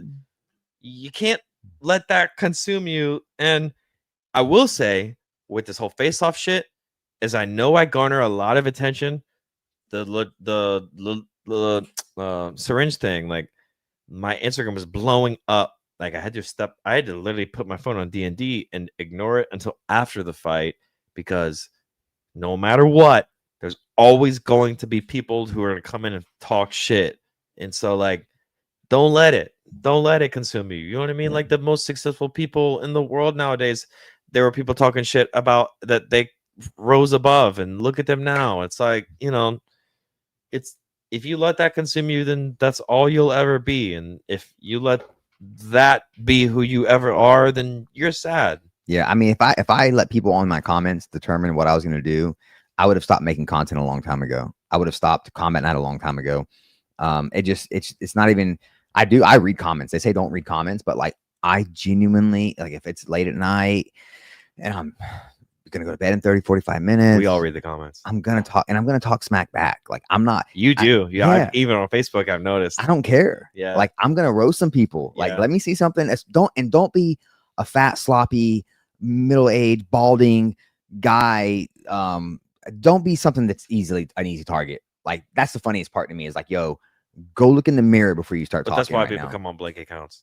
Yeah, a lot of times. So that, again, I already assumed that comes back to like, don't let it consume you. Yeah, I assume. Do you, bro? If it's a blank account, I usually don't mess with it. It's got to be I know it's the person's account, and then I'm like, and my favorite thing is when they delete the comment. You got one of these little pouches? What's going on with these things? I got yeah, Ramsey, I want to know see, I got some threes. I know they're like, I don't remember the first time you see me fight, but I want to know if you had any questions for the inevitable one that you've thought about through my career, anything you ever wanted to know that we could just put out there for the people. Where does your Star Wars fandom come from?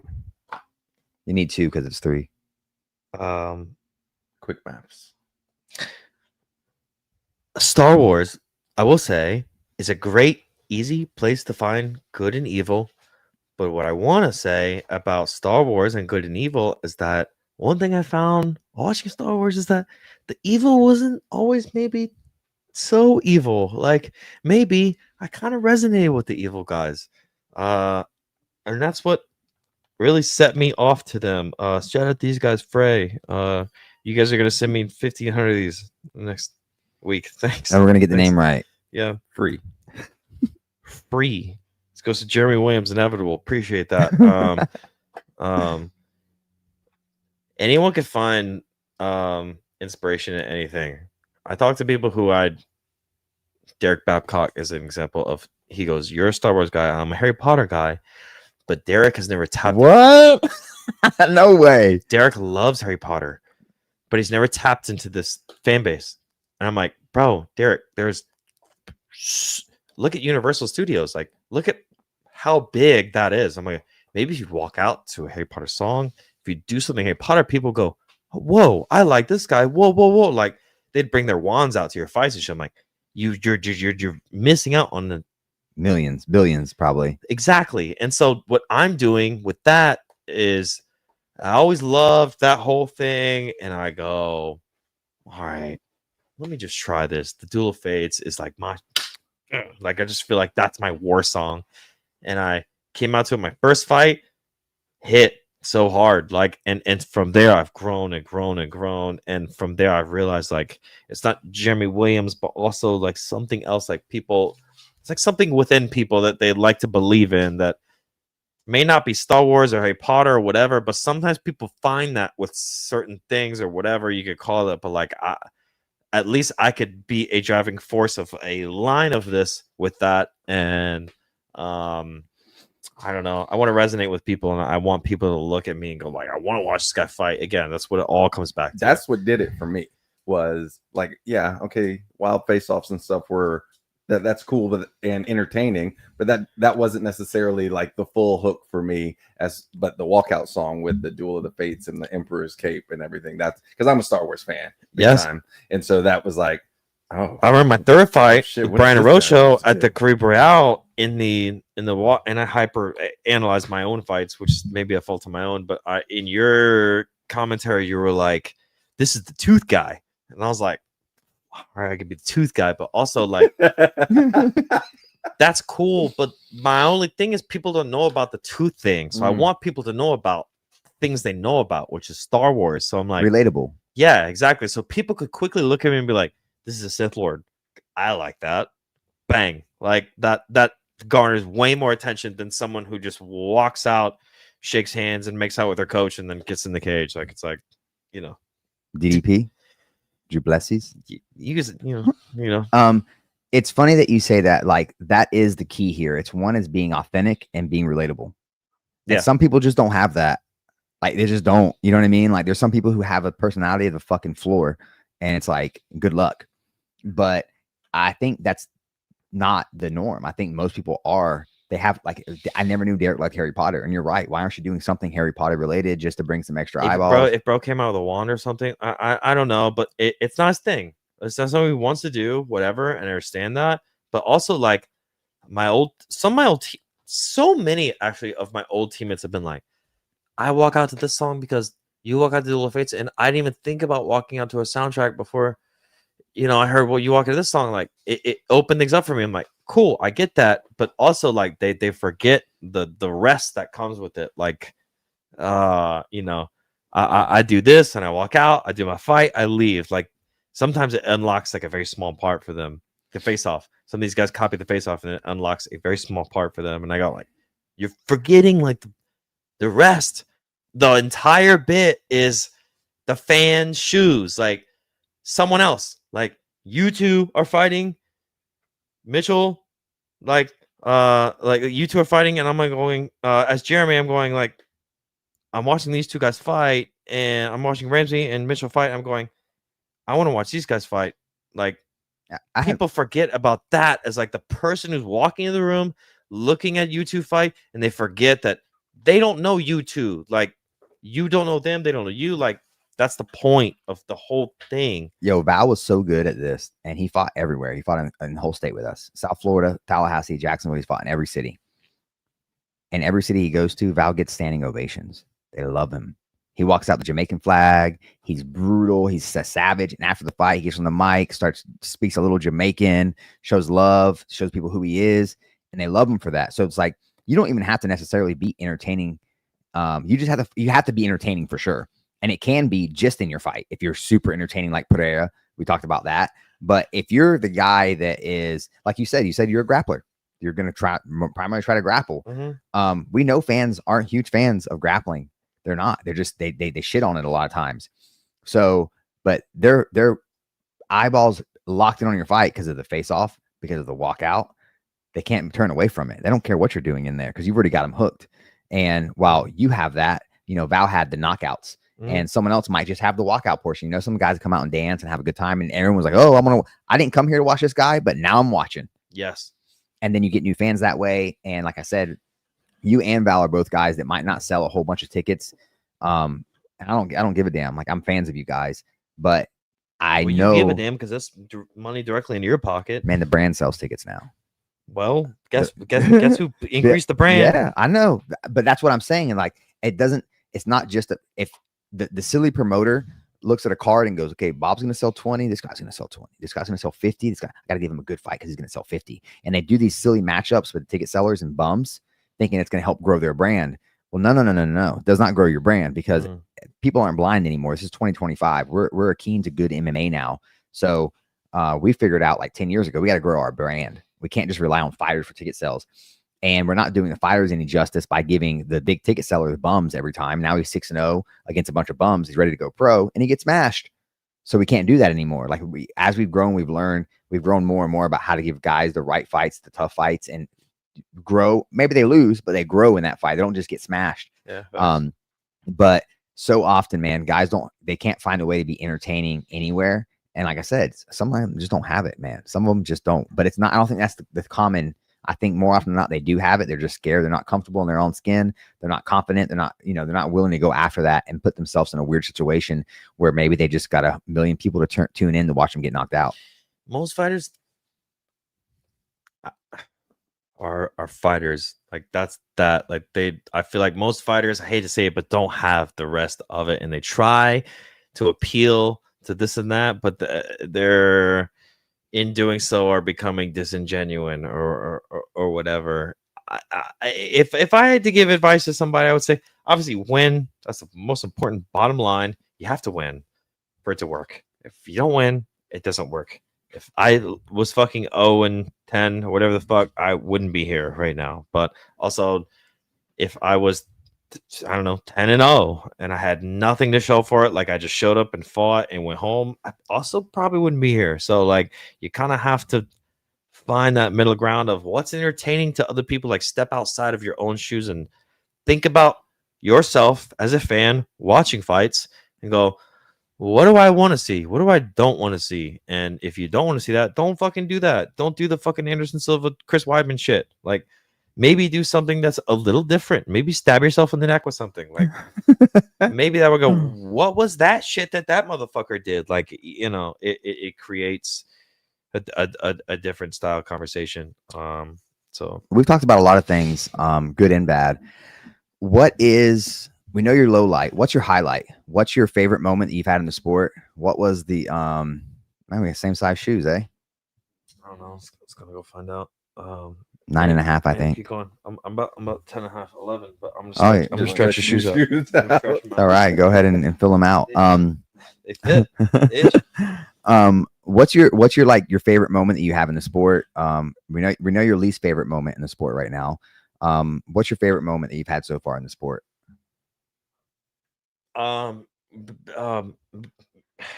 Beating Shane Godoy, my amateur career. Yeah, that was honestly for me, that was one of the coolest finishes. I was freaking out. I remember watching it live and watching you survive the rear naked choke and then turning the tables. I wish it could have happened faster because like I wanted to turn it into I tried like 4 or 5 reels. It's tough. That should have been a viral moment. It was so crazy. You were in full on rear naked choke. You fought out of it. You got out of it. You get up and he comes in. You ninja. You figure out. I'm cage side. I'm watching you finagle this ninja choke, and it's like Shane has no idea you're doing this.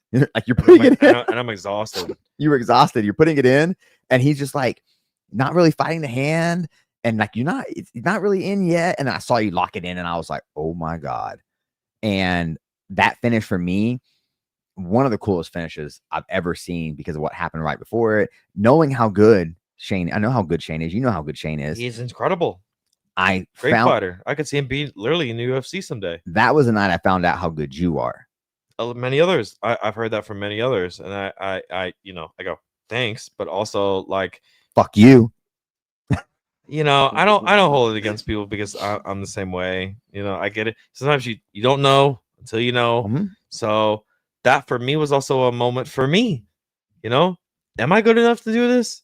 Okay, yes, I am. So, and then I will say, lastly, on that was the moment where I knew I wanted to work with Julian. Where I finished things up, and Shane had hit me with some fucking nice shots on the feet, and I had worked it around on the ground and this and that, but I knew in the back of my head, I'm like, I know I got to work the striking. I know I got to work striking. And I got with Trent and I got with Julian. And that for me was a moment of like, can you help me with this?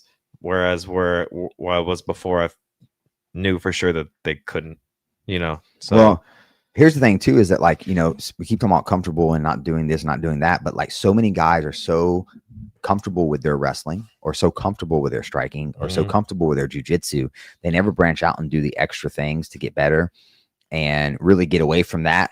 I remember, man, when I came into the sport, I was a wrestler and I was doing jujitsu, and I remember this moment very, very distinctly. My BJJ coach, I choked out a purple belt. I was a white belt. Choked out purple belt. He was like the leader of the class. This is back whenever like every school didn't have 10 black belts. I put him to sleep. Felipe walks over. Danny kicks him. Danny, get up. Danny's like looks up at him. He's like shaking. He's just shaking his head at Danny. Danny's like, what happened? He's like, you went to sleep. Go sit on the wall. And I'm sitting there like, oh my God, I'm in trouble. I'm in trouble. I'm in deep shit. And he looks at me and goes, go to the wall. And I was like, all right. So I went to the wall. Picks this team that they pick who you're going to roll with. So they pick who you're going to roll with. And I'm still sitting on the wall. Does it again. And I was like, hey, and he comes over. I was like, did I do something wrong? He's like, nah, you have ugly jujitsu. We talk after class. All right. Class ends. He's like, Mitchell. I'm like, what's up? He's like, look, you've been here for 6 months. We know you can wrestle. We know you can be on top of people and you can do dirty things like you did to Danny. Guillotine, ugly move. And I was like, okay. He's like, but did you come here to learn jujitsu or you come here to keep doing what you always do? And I was like, well, I came here to learn jujitsu. He goes, okay, 1 year, no top. You're going to be on bottom. Oh, okay. And I was like, yes, sir. Yeah. I just showed up. Every time I'd sweep somebody, I'd get back on bottom. Yeah. So get back on bottom. I see guys who have to work their wrestling. Wrestling's the biggest gap, right? You're opposite. Most people's biggest gap is wrestling, not striking. Yeah. I see people who they need to get better wrestling. They're an amateur, then they go pro. They still need to get better wrestling. I watched them do an hour mid session. Boom, boom, boom. Hit mix for an hour. It looks smooth. The wrestling still sucks. It's trash. They go fight again, and they get taken down by somebody they shouldn't have, but they end up winning the fight. Next camp, I see them hitting mitts again. And I'm like, you have to learn wrestling. You have to get better at jujitsu. You have to do this. But you're just so comfortable. Well, they're so comfortable. They literally won't do it. Yeah. It's very, honestly, it's more common that people don't get out of their comfort zone and go learn the stuff they don't want to learn than it is that they do that. It's very hard. I still see that. And a lot of guys ate at me because they're like, oh, he's losing now. And to be honest, like I knew I was going to lose at some point. I lost my pro debut, and I hear all this criticism, and in my head, I'm going, I knew I was going to lose. I knew it was but I'm fixing what I knew I need to fix. And now I'm finally at the point where I'm like, I've completely filled these holes, but had I stayed there and done this and that, they'd have gone, well, yeah, if he's still doing what he was doing before, yeah, he'd still be a winner. But no, it's not the case. I knew for sure I had these holes, but these other guys may be like, you changed something, so now you're losing. Well, like you don't see the full picture of my fight style, my fight career, or whatever. So they're guys that don't change anything that lose too. I mean, it works both ways. Like you're gonna fail some when you're trying to figure out what you have to do, but if you just keep doing what you know you shouldn't be doing, it's not a path to greatness either. But the fighters know better than anyone else. Yeah, like you yourself know than anyone else. Like you're the only one that knows. Exactly. You know your own holes. Yep. I knew I wasn't an athlete. I knew I was not explosive. I knew I was none of these things. I knew my greatest trait was that I'm tough as hell and that I'm going to be in front of whoever I'm in front of for 3 rounds. They're not going to finish me. Yep. And I knew I had to get better everywhere. So I did everything. And like in my brain, I knew, okay, what's everyone's biggest gap is wrestling and jujitsu. I'm going to just focus on that mainly, because if I can pretend like I'm good at striking for long enough to grab them or them to grab me, because every fight you end up in a clinch, every fight. Yeah. So I'm going to get to that point. I just need to be good enough to get to that point and confident enough to get to that point. I don't want to get fucking dropped or, pieced up from the outside. Right. But so many guys are just, again, they're stuck in they're stuck in that comfortable space and not willing to risk it for the biscuit. And even guys that are winning fights, there's guys that are undefeated and they're not finishing any of their fights. Or they're not finishing guys you should be finishing. That's a big one too. And it's like, yo, if you're looking at the UFC right now, they're cutting heavyweights that are 3-1. They're cutting heavyweights that are 7-1. Heavyweight is the hardest division for them because they need They need heavyweights. It's not a bunch of giants that can fight. So if they're cutting, that should tell you everyone something. If they're cutting Carl Williams, for example, he's 3-1, went to the PFL. They cut some big Russian guy named Max some too. It was like 7-1. But if they're cutting these guys in the hardest division for them that are winning because they're winning boring ways, they're not being entertaining, they have no personality outside of the cage. What makes you think you're going to do any different at 155 or 170 or 145? You have to find a way to be different, especially if you're not finishing fights. And if you're not finishing fights, you better figure it out, because if you can't finish fights on the regional level, do you think Dana White thinks you can finish them in the UFC? Yeah, it's facts. And what do they want? They want finishes. Yeah, they want finishes. So you have to be able to prove that you can finish people on the regional level. It's an all-around game. It really is an all-around game. It's not good enough. This isn't 2003. It's not good enough to be able to get in there and stand and bang and just have a war with somebody. Like, they want art. They want Ilya Taporias. They want Max Holloways. Yeah. They want entertaining savages that are going out there to finish fight. Look at, I mean, how many guys have that mentality of Max Holloway? 10 seconds left, up 4 rounds. I still want to finish this fight. Well, they want guys that they know are going to be exciting. Yeah. Which, again, like I said, comes all the way back to the point of what's exciting to the fans. Yes. That's what they want. And the direct result they get from that is who's finishing fights in the most exciting fashion. Yep. Like, that's what they see. So if you can provide that and also maybe something different to them, but maybe you could be an outlier. I don't know, but that's just my point of view. Yeah. No, I think I mean, I've always said, it's funny. I was saying earlier, like, no, but like, I really didn't know who the fuck you were. Like, I didn't, you know what I mean? And I'm there thinking about the room of fighters. I got to take care of these fighters in this room. I know who's fighting on the card. And I have people all the time come up to me, ask me for free shit while I'm in the middle of giving the guys that are fighting shit. So I probably did just brush over you and was like, you're not fighting. I'm worried about this guy over here. I'm worried about that guy over there. Let me think of all these people. Naturally. And it's just, it's kind of sad, because I know, and anyone who looks at the stats of the sport knows this too, is that 90% of the fighters are never going to make it, maybe even 95%. Exactly. So what are you going to do to be part of that 5%? Exactly. So it's not like, so I say this to you and I'm like, I'm not upset by the way you reacted to me. It's more about the way I react to the situation. You know, you said that a lot today. And that's the whole point of this. It's like, you know, you could say, hey, this thing happened to me and it changed me.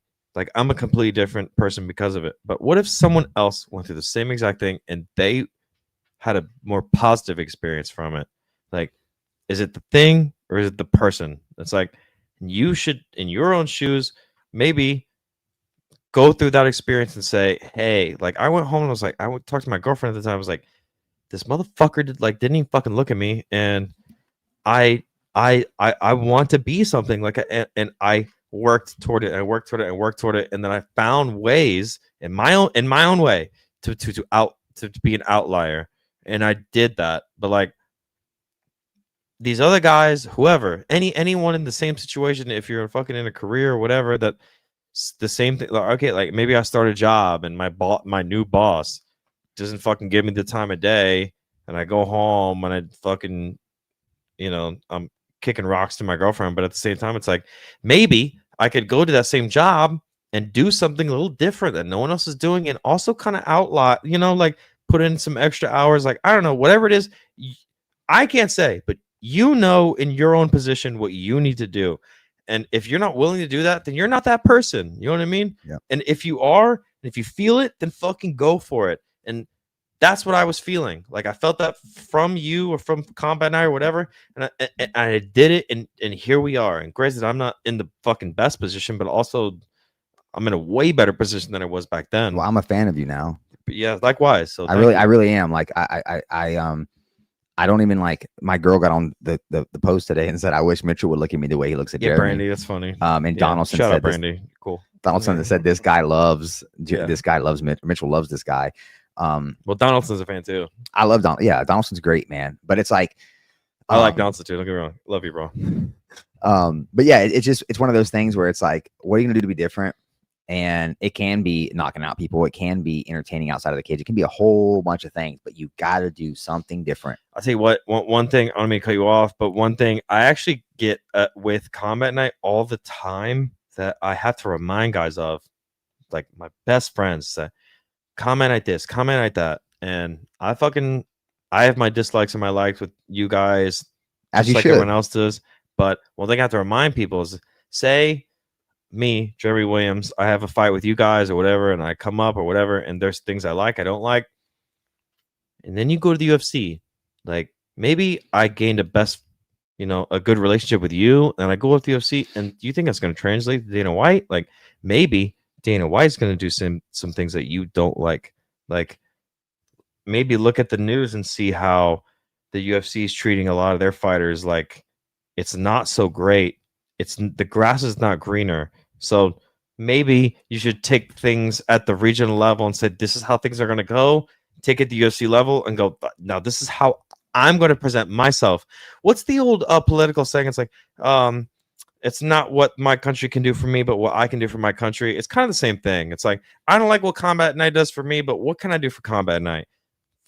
For example, you know what I'm saying? It's like, what can the UFC do for me? What can I do for the UFC? Yeah. It's all the same shit. It's like, once you get to there, it's like, that's all they're going to be concerned about. Once you get there, okay, maybe we have guys that I'm not going to list names, but that have gotten there and have fought a few fights and they're gone. They're scrap. So it's like, maybe you can get back in by fighting a few fights, but also, what did you do for the UFC? Yeah, what did they do for you? But also, what did you do for them? Yeah. That's the whole point of this. To put yourself in the fan's shoes. It keeps coming back to that for me.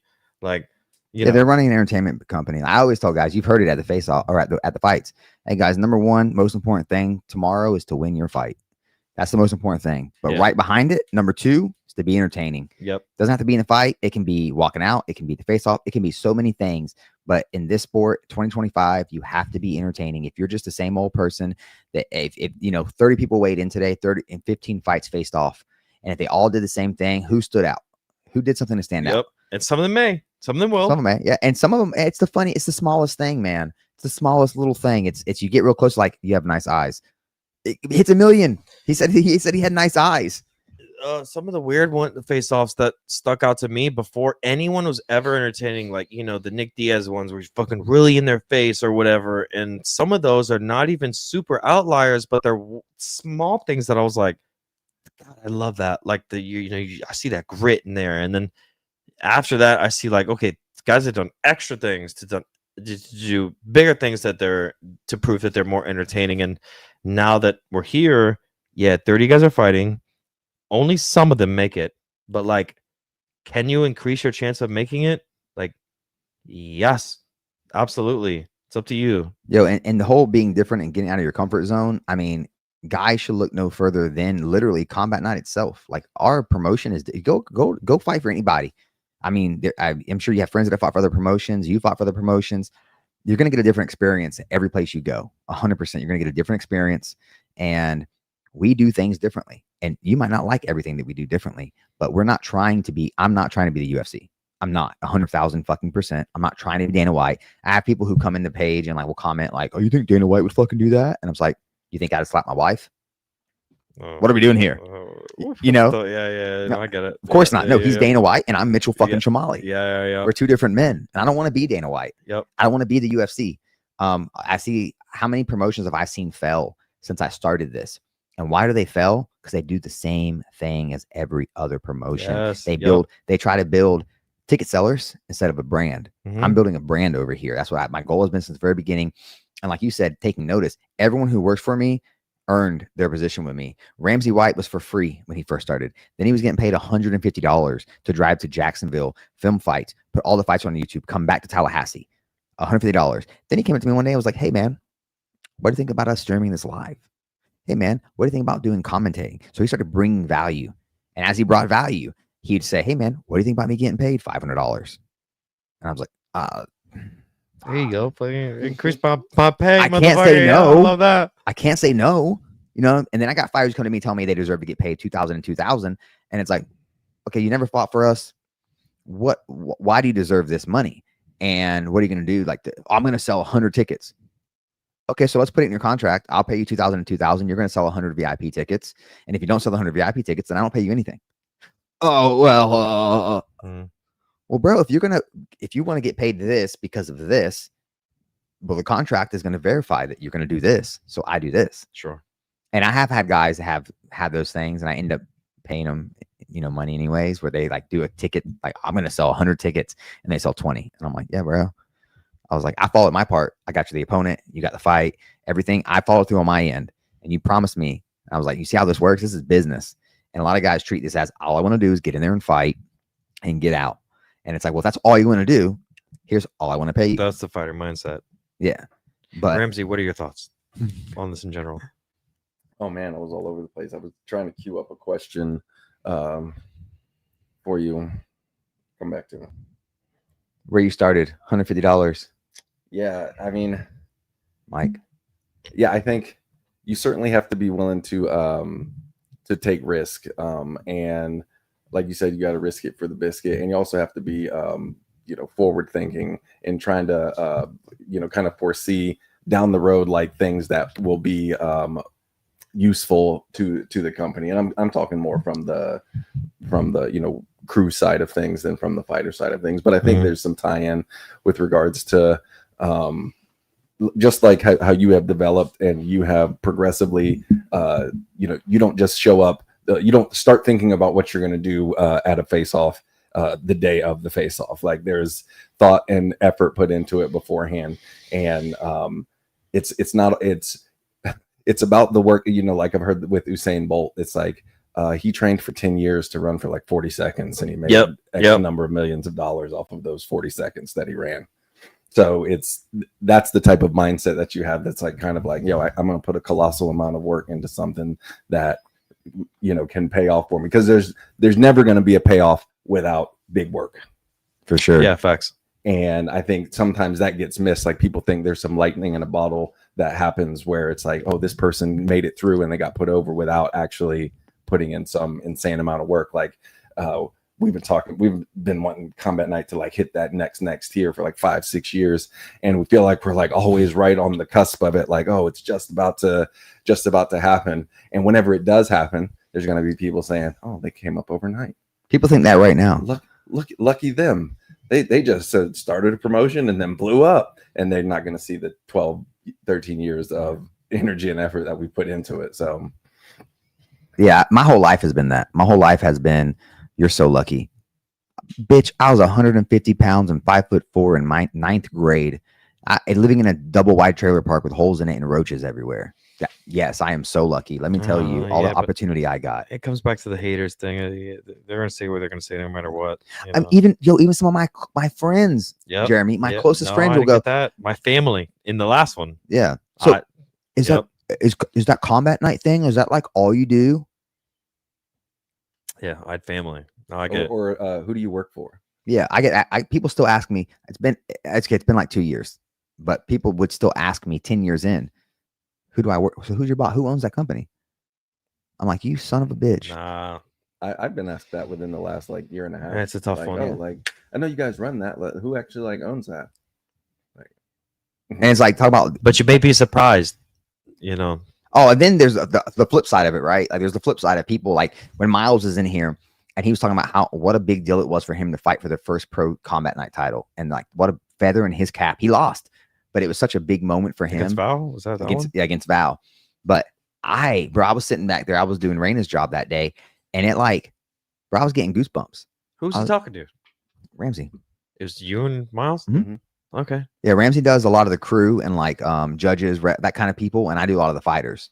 But I remember those. He had the big banners. They kept one of them in the jungle. He's still in the corner. Whatever. Yeah. That was a big moment for me. I don't know if Miles even realizes that, or I even ever said that out loud. But to be able to offer the first pro title, when we did our first pro fight, I was like, holy shit! I don't know. I felt like I get to give back to the community now. I feel like I get to give to the community now as a pro. I cannot stand promotions and people who just do amateur events and never give back in a pro event. It's like, get out of here. Especially if you're not a martial artist and you're just like bottom feeding off the sport. I can't stand people who are just doing amateur events and they're not trying to do pro events. And then they talk shit about the people who are doing pro events and are risking, because like real pro events are hard. That's the reason why look around the state. Sure. How many other regional shows, you can look through the whole country, did 9 professional events this year. You're not going to find many. And not only 9, but with 10 plus pro fights on every one of them. There's a lot of them that'll do 2 pro fights with 10 amateur fight, 20 amateur fights, but there ain't many that are doing 12 pro fights. I think Combat Night's doing a great job with what you guys have, and I will say I promote Combat Night as the regional level promotion that you could fight to before getting to the UFC, at least in Florida. I don't know about any other states, this and that, but I don't know, it's not my territory, and usually not who I'm talking to. So yeah, you know. Well, no, and I appreciate it, man. Like, I really do hope that fighters, we're going to be a net positive in their life, whether they make it and they go all the way or they don't. Whether it's a firefighter fighting one fight and they want to be able to tell their kids about how they fought one time. I want them to have footage of their fight. I want them to feel like they were taken care of. I want them to feel like that. And again, when you have 4,000, 5,000 plus fights over the course of 13 years, people are going to fall between the cracks. You know, I'm not going to be able to touch every person. No Diddy, before Raina calls me sus, but I'm not going to be able to be a part. You do be touching them. I do be touching them. But I do want, you know, I want everyone to have a good experience with us, regardless of who they're fighting for. And I hate it whenever, like, you know, I know that you had a bad experience last time. I knew that going into this podcast. There was no but we didn't talk about that, which is interesting. But we at least talked about it today. Yeah, well, and we're gonna have lunch and talk about it more. I think upgrade from coffee. Yeah, well, it's coffee and lunch. It's kind of a combo. I mean, as we're getting here to the point, do we have any touching points that we want to get on before we wrap this up? Ramsey, Mitchell, anything on your mind? I think I wanted to add in terms of like our platform and like it doesn't just necessarily end with fighters fighting. So if there's some other thing that we can teach you or some other like skill that you have that we can help you develop, and that brings you into like a commentary role or a ring announcing role or any side of the business, like we're happy to help and teach anybody that wants to learn anything with regards to this game. We got mad love for this game, and it doesn't just end with fighting for us. You're talking about people who want to work for Combat Night or whatever? Yeah, but a lot of guys in. You know what? There's a separation here between guys who are good at it and between guys who are willing to put the time in. Well, they got to put time in. You can't no one's just good at it. The perfect example for me is Miles. Like, I feel like Miles was not the best at it and has put the time in, has become good at it. You know what I mean? So it's like that comes with a lot of tongue lashings. Like, yeah, for sure. I agree. Overnight, you know, it's not just a quick thing of like, hey, you know, it's like, I think people who are willing to be like, I'm willing to work with you, this and that, but those people are people who you know you can work well with. The guys who are, in terms of fighters, guys who like make weight, communicate well, for sure, do this and that, like they have their blood work ready. Like, yes, these other guys who are just like, you know, nilly dilly on the job, just like, I don't know what the fuck happened, like this and that. Like, probably not the best to work with, but you're 100%. We would. All of that would go into consideration if somebody, you know, who's best to work with, like before going into it. Sure. It's like, and it's like, oh, you got the skills, okay? Like, can we work with you? It's like, it's someone who you can kind of see maybe this and that. You can connect the dots to, you know. So some guys can't handle our, you know, the environment. The kitchen gets hot. Yeah, fucking bad not. Yeah, I'm the Ramsey. I'm definitely Ramsey Gordon. Like, I could, because a lot of guys can handle a fight, but these are the same guys who go, I just want to show up, I don't fight, I want to go home. That's what I've been talking about. It's like, okay, you're a fighter, you're tough, but also you're not tough enough to handle criticism. The other aspect of it. So this whole other side, it's a whole different group of people we're talking about, and it's a small group. What I've learned, and I've really just started to learn this over the last 2 or 3 years. Like, one is like, I'm willing to give my time to anybody initially. Anybody. I really am. Like, you name it. If you look at my hodgepodge group of people that I've worked with, from like the Aries to the Tims to the Hannah Goldies, like, it's very weird. It's Val. Like, where does Val fit in? At 185 middleweight fit into like this small group of people I work with. But you know, with Val starting his business, where he'd be at my house multiple nights, like, man, trying, what the fuck, like, I got this problem, that, what, how do you do this, how do you do that? And I'm talking to him about how to run a business, here's what I would do. I'm trying to always like give back. And it's not, like he said, it's not always in fighting, and it's not just me, it's your whole other life. It's exactly, it's like, I don't care if you're successful in fighting, I want to see everyone who comes through our doors be successful in life. That's more important to me. But most of them aren't. I mean, to be honest, like it's not a comment night problem. It's literally a people problem where they go like, "This is my solution to where I'm going to be successful." Where it's like, "Well, this is a you thing, bro." Like one of my old teammates is like, "Bro, I don't know how you deal with the whole T-shirt thing in the fucking fight week." It's like, you just fucking do it, bro. Like I understand we're cutting weight with Snap, but like also like this is business. This is this and that. You know, put your best foot forward and think of, you know, bro. Again, 15 fights on a card. There are literally only ever 3 to 4 guys that have made a T-shirt and sold it. 3 to 4. You're telling me that you don't know 50 people that you can make a shirt and you can sell it to them for $20 that cost you $5. You can quadruple your profit every time you fight. You fight 2 3 times in a year. Most of these areas sell 100 T-shirts on their first go. Easy. And easy. If you're a fighter and you're in your first go around of T-shirts, you got a nice design, whatever, get 100 fucking shirts. I did 60 on my first go around. I sold them like that. And I've done 5, 6, 7 rounds of T-shirts and sold all of them. So that's like 2 fat sponsorships. And then you also use it to take care of your sponsors and put their logo on it. It's like I send my sponsors I've got T-shirts a coffee myself. mug of yours. Thank you, bro. And you've mentioned it a few times. So I've got T-shirts for you. I can send you for you as well. So thank you. I bought one as well just to fucking break it because it's probably a piece of shit because it has Jeremy Williams' name on it. Hell yeah. You already know.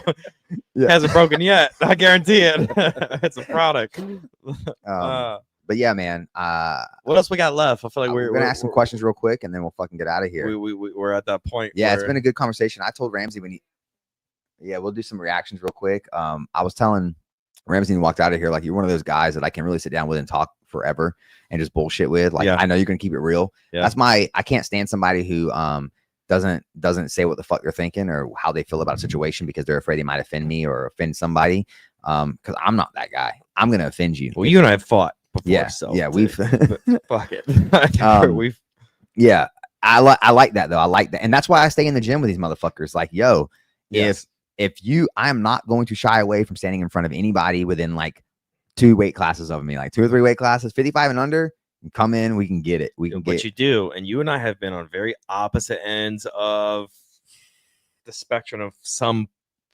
I don't know how to, we've been at, opposite ends of things before where we've met each other in the gym and fought it out.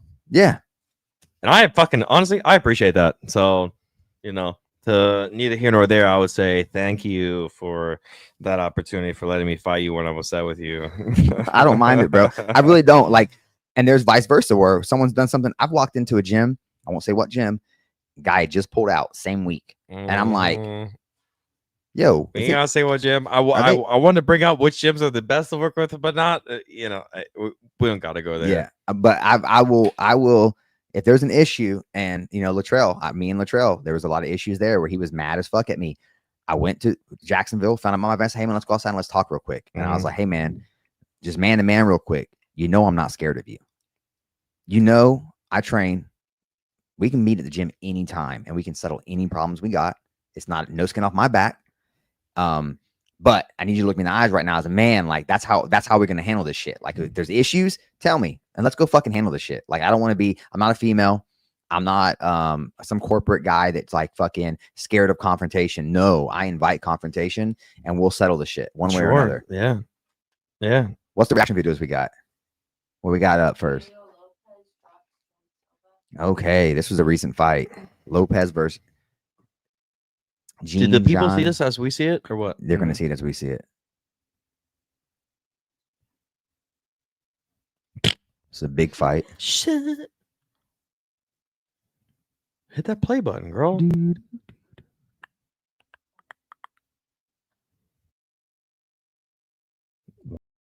What did you think about that fight going into? Who did you think was going to win? I put $5 on Diego Lopez. It was a very small bet. I was like, fuck it. Like, he was an underdog. And I was like, And I'm watching the fight and I'm like, first round, I'm like, I lost money. Fuck it. It's only $5, whatever. And the second round, I go, I lost money. And then bang, knocks him out the end round. I'm like, I made money. And I was like, it's not a lot, but I made some money. It's like, okay, cool. Fighting nerds have lost me like $3,000 in parlays. Ouchie. Well, I didn't put a lot of money in it. Was just I had parlays and it came down to the fighting nerds winning. I don't do the parlays no more. with fighting. I just do Straight bets. straight bets, because when you do MMA, so crazy, as we all know, it's like I don't even do the Kelvin Gastelum will win by decision. It's like either this guy wins or this guy wins. And sometimes I lean on the underdogs because MMA is so dicey. But the more you do I've like never won I feel like won one parlay that I can think of. And that was like 2000. It's like a long time before I ever started fighting. Like, we're too emotionally invested in fighting to really do parlays. Because some of them are my teammates now. I'm like, okay, so Phil Rose fighting on this card. I'm definitely gonna do him, or Lucas, or just like, oh yeah, that's my guy. It's like, what the fuck? It's like, it's my last one. So I was like, now it's like I gotta do one by one. It's like I refuse to do parlays anymore. Yeah, I try not to bet on teammates and people that I know personally. And if I know them personally and I know they suck, then I'm like, I'm going against them. Yeah. Not a teammate though. I just don't even want to mess with my teammates or anyone that I'm like that came through combat night. Tough. It is, but unless they just got a really like money layup fight. Yep. But then I'm like, man, am I putting bad juju on them to lose this fight because I'm betting on them? They're major underdogs. Like that's my dog. Like, I don't know. Like, what do I do? Yeah. I feel you. It is what it is. You got another reaction video over there, Randy? Got anything else queued up? No. All right. Well then, Jeremy, I do have one question for you. You versus 108-year-olds. What's going to happen in a 500 square foot room? Are they Richard Cox? I beat them all. They probably move like a half a mile an hour. I guess, bam, bam, I drop them all. So, I'm just waiting for one of these days when we got a card where we don't have a whole lot going on, and Richard just signs the contract. That's what I'm waiting for. So I maybe November 15th. I've been waiting for this fight for my entire life, and whenever Richard gets off the couch or whatever he's doing is when I'm ready to get after it.